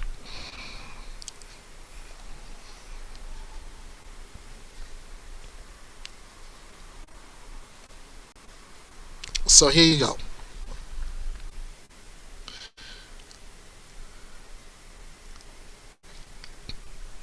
This is the kind of stuff you don't want to have happen inside a courtroom.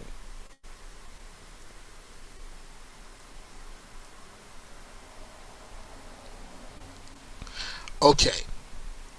Let's get back into this because we got a few more stories left. And I got the trigger warning up because now I've got a second story that's gonna set me off, and I believe it'll set you off as well. According to police, a mother allegedly beat her son to death with an extension cord. The boy suffered a whopping 1,172 injuries. An extension cord. There are lines you don't cross. Some moms, like this monster, did.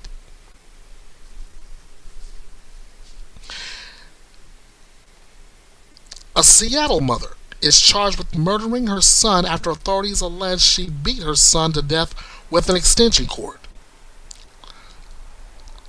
Authorities allege that Denia Young hit her son because she believed he had not completed his chores. This is according to reports from KIRO, King 5, and the Seattle Times, all of which cite a police affidavit. Citing the medical examiner, the outlets reported that Young's 14-year-old son suffered 1,172 injuries as a result of the beating before his eventual death on January 30th. King 5 reports that the medical examiner believes the teen died as the result of sudden inflammatory response syndrome, or SIRS, which is when the body sends too much blood to different injuries that it can't support the heart. Cairo and the Seattle Times, citing the affidavit, all report that Young allegedly told police she lost count of how many times she hit her son. During the alleged fatal beating, police say that the teen's 3 siblings were at home at the time, according to Cairo. Young is charged with second-degree murder in connection with her son's death, and it is not immediately if she has retained an attorney or entered a plea. I gave this PSA out earlier in another case, kind of like this, but I bring it to your attention again. If you suspect child abuse, do what you can to get these children away from the monsters. Call the Child Help National Child Abuse Hotline. That number is 1-800-4-A-CHILD. 1-800-422-4453. Or go to www.childhelp.org. All calls are toll-free and confidential. The hotline is available 24/7 in more than 170 languages.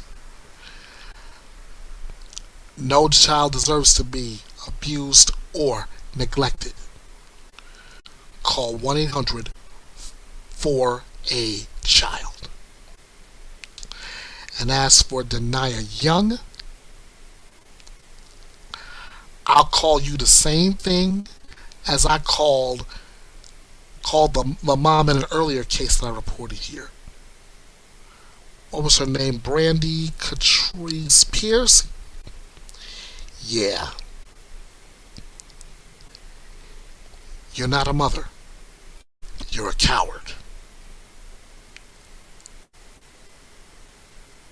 You're a coward. And I'm going to leave it at that.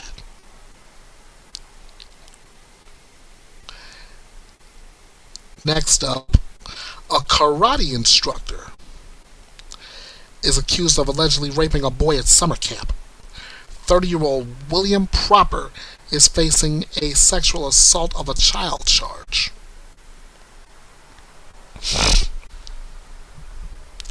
And that's according to an arrest affidavit. Here's your karate instructor, guys.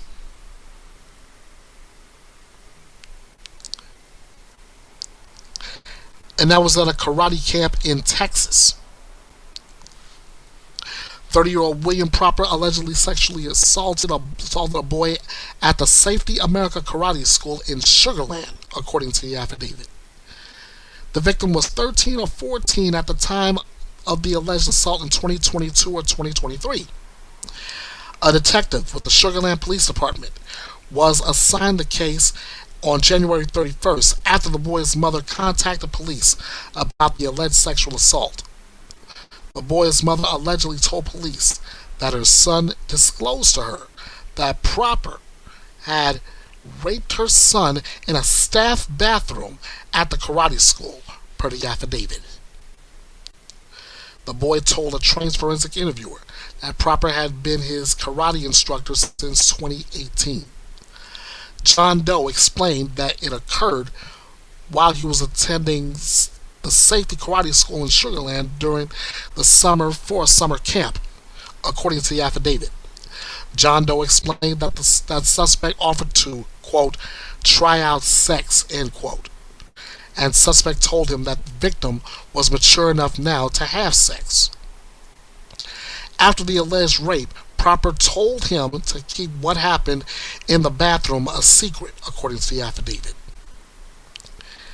An attorney representing Safety America Karate told KHOU 11 that an employee has been placed on leave from Safety America pending the results of the investigation.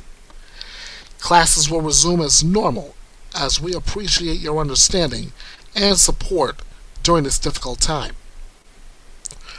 Proper was arrested on Saturday, February 1st, and is free on a $75,000 bond. His case has yet to be submitted to the Fort Bend County District Attorney's Office. He is scheduled to appear in court next on March 17th. People reached out for comment. Now, another PSA for you. If you know someone who has been sexually assaulted, you do not have to go through it alone. You do not have to be a statistic. You're asked to contact the National Sexual Assault Hotline. That number is 1-800-656-HOPE. 1-800-656-4673. Or go to www.rainn.org.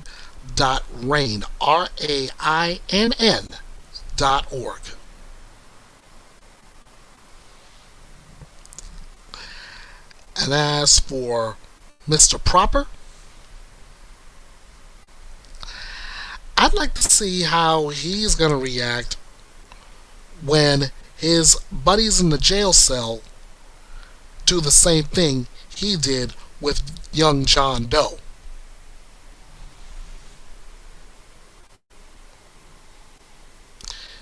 That's all I got to say about that.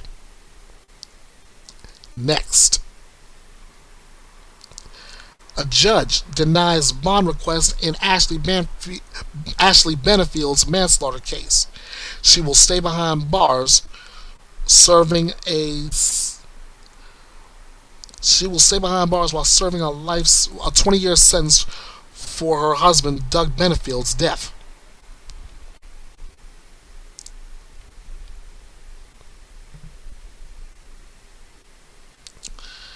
Former ballerina convicted of manslaughter will remain behind bars during her appeal after a judge denied a request for bond.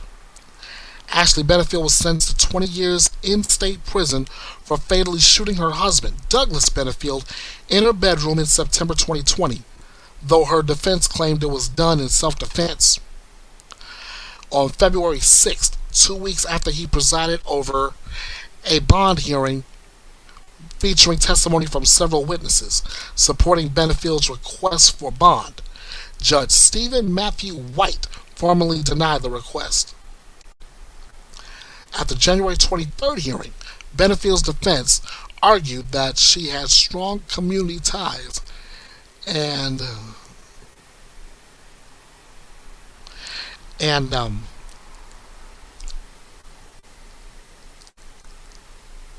at the January 23rd hearing, Benefield's defense argued that she had strong community ties and a job waiting for her if released, and emphasized her previous good behavior while she was free on bond before her murder trial. The prosecution had opposed the bond request, arguing that Benefield's conviction for manslaughter was serious and that she had been dishonest in the past. Doug Benefield's cousin, Tommy Benefield, also spoke against granting the bond, expressing concerns about Ashley Benefield's credibility and how Doug Benefield was portrayed during the hearing. In his decision, Judge White acknowledged the testimony from friends and Benefield's former probation officer, but said ultimately that the severity of the sentence and her insufficient ties to the community means she should stay behind bars. So there's that. Ashley Benefield is going to stay behind bars while she tries to appeal her case. And honestly, between watching her trial on Court TV, rewatching her entire case on 48 Hours, I don't see Ashley Benefield going anywhere anytime soon. I believe she may end up doing the full 20. But that's just me.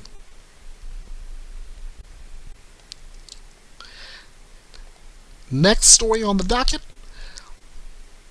right just before we get to the Super Bowl, we have a case where a woman is arrested accused of stealing from a Super Bowl reporter found dead at a hotel. A woman has been arrested in connection with the unauthorized use of a credit card belonging to Aiden Mazzano, a sports reporter found dead in his New Orleans hotel room this week. Manzano worked for Telemundo KC and was in New Orleans to cover the Kansas City Chiefs in Super Bowl 59. He was discovered unresponsive in his hotel room on Wednesday night. Initial reports indicated no foul play was suspected in his death. However, police discovered that Manzano's cell phone and credit card were missing from his hotel room. The investigation led them to Danette Colbert of Slidell, Louisiana, who has been arrested in connection with the case after being caught using Manzano's credit card at several New Orleans stores. Security footage shows Colbert with Manzano on the morning of February 5th and later leaving his hotel room alone. At this time, Colbert is only charged with property crimes, including fraud and theft-related offenses, police said in a press conference. Police noted that the investigation is ongoing and that pending autopsy results could lead to upgraded charges.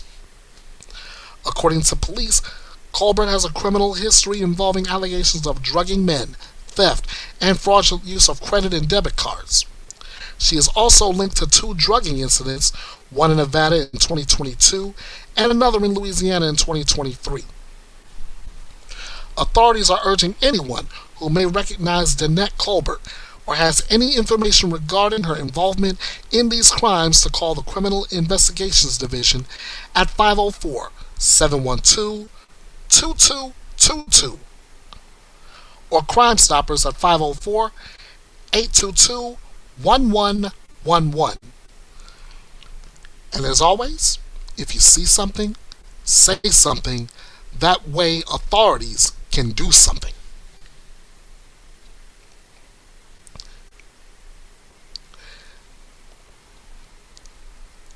Next up, the Alexander brothers plead not guilty to sex trafficking charges. A January 5th trial date has been set as 2 real estate brokers and a brother, Alon Oren and Tal Alexander, plead not guilty to sex trafficking.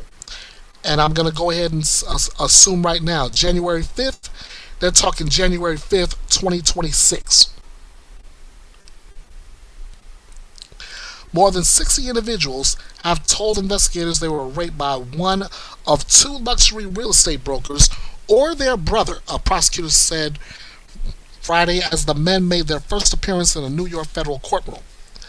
The Miami men, who are in jail with no bail, pleaded not guilty before Judge Valerie E. Caproni, who set a January 5th trial date.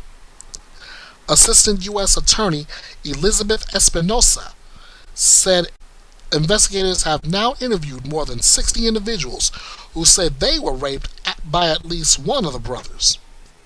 Prosecutors had previously said that more than 40 women had told prosecutors they were raped by the men over a 2-decade span. An indictment charges 37-year-old Orrin Alexander and 38-year-old Tal Alexander with using wealth and influence they built up by selling high-end properties in New York City, Miami, and Los Angeles to rape and sexually abuse women from at least 2002 to 2021. Their brother, 37-year-old Alon Alexander, is charged too. The man, handcuffed and in shackles and separated from one another by their lawyers, sat quietly as their lawyers answered the judge's request for their pleas. Espinosa then described the evidence that was being studied by investigators and would be turned over to defense lawyers for their review. The evidence features social media accounts, including dating websites, along with large volumes of electronic data taken from phones that were seized from each defendant during his arrest, and more electronic devices taken during searches at their home, according to the prosecutor. She said investigators had so far extracted information from 8 devices, while 19 others awaited review after the FBI succeeds in getting past obstructions such as passwords. Defense attorney Howard Sebnick said prosecutors had told them that as many as 10 of the accusers were likely to testify. Investigators for the defense teams will need several months to investigate each individual's claim once the identities of the women are disclosed to them. The judge says she plans to tell prospective jurors that the trial will last about 6 weeks. So all 3 brothers plead not guilty to all those charges, and now they'll have to answer for them on January 5th, 2026. I'll be sure to keep up with that and bring you all the details. And finally,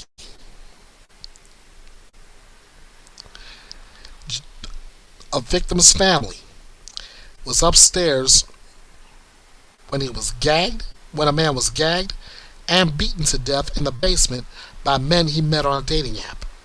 63-year-old George Levin was found brutally beaten in the basement of his family's home in January.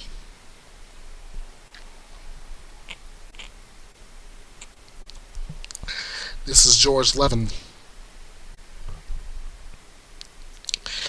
Illinois authorities investigate the brutal murder of a 63-year-old man found dead in the basement of his family home, more details are emerging surrounding the incident. 63-year-old George Levin was found in the basement of his Chicago home on January 26th, just hours after he had dinner with his family upstairs, according to a criminal complaint reviewed by People magazine.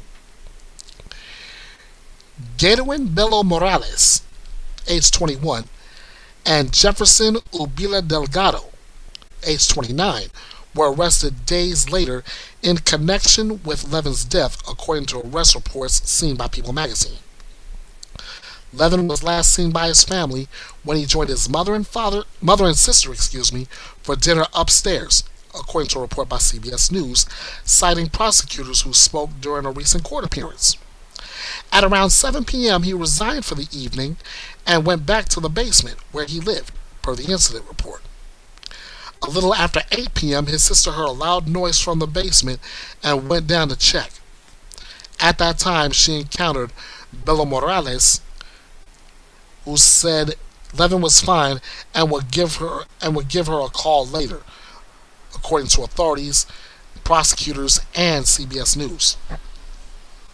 Hours later, his sister, growing concerned, went back to the basement to check on him, where she found him brutally beaten tied with duct tape with a sock in his mouth, and partially exposed, according to police, CBS News, and WGN reports. After a relative called police, Levin was taken to the hospital where he was pronounced dead, according to the incident report. Also, according to the incident report, Levin's family members were right upstairs while he was being beaten and choked in the basement. The suspects, who were arrested days later, met him through a dating app, prosecutors said in court. In his obituary, Levin is being remembered for his wit, whose laugh could also light up an event, a friend wrote. He was a good friend, willing to help with problems big and small, wrote another person. His family has encouraged those interested to donate to the Center on Halsted, a LGBTQ health and wellness organization, or any other LGBTQ organization. Both suspects have been charged with 1 count of murder and 1 count of robbery, according to Chicago police. It wasn't immediately clear if they have entered pleas or retained attorneys to speak on their behalf. Now, I don't care if it takes, I don't care what their ages are. It took these two guys to attack and beat up this man, beat him to death.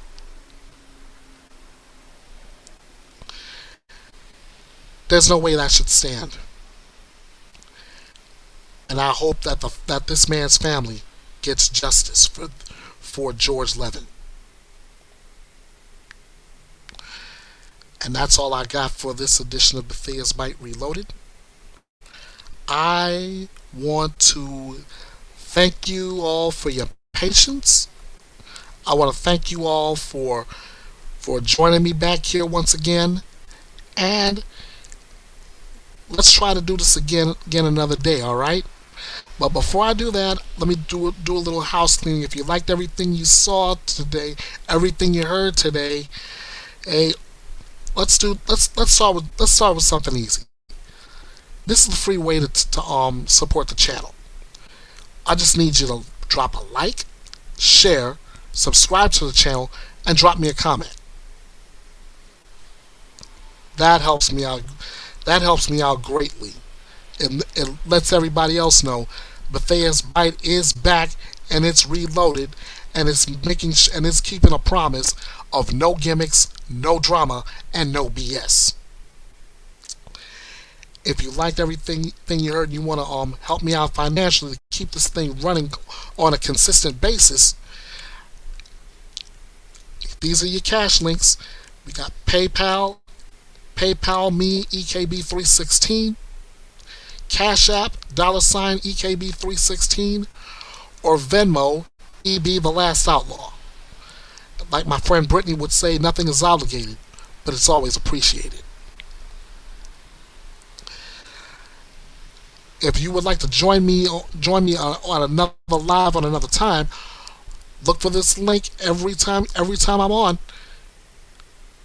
You can use Chrome, you can use Edge. Just jump right on in, and I'll be more than happy to have you on, and I would love to hear from you as we go through each case. If you want to find me all over social media, I'm not that hard to find. I'm on Facebook at Bethea'S Byte Reloaded.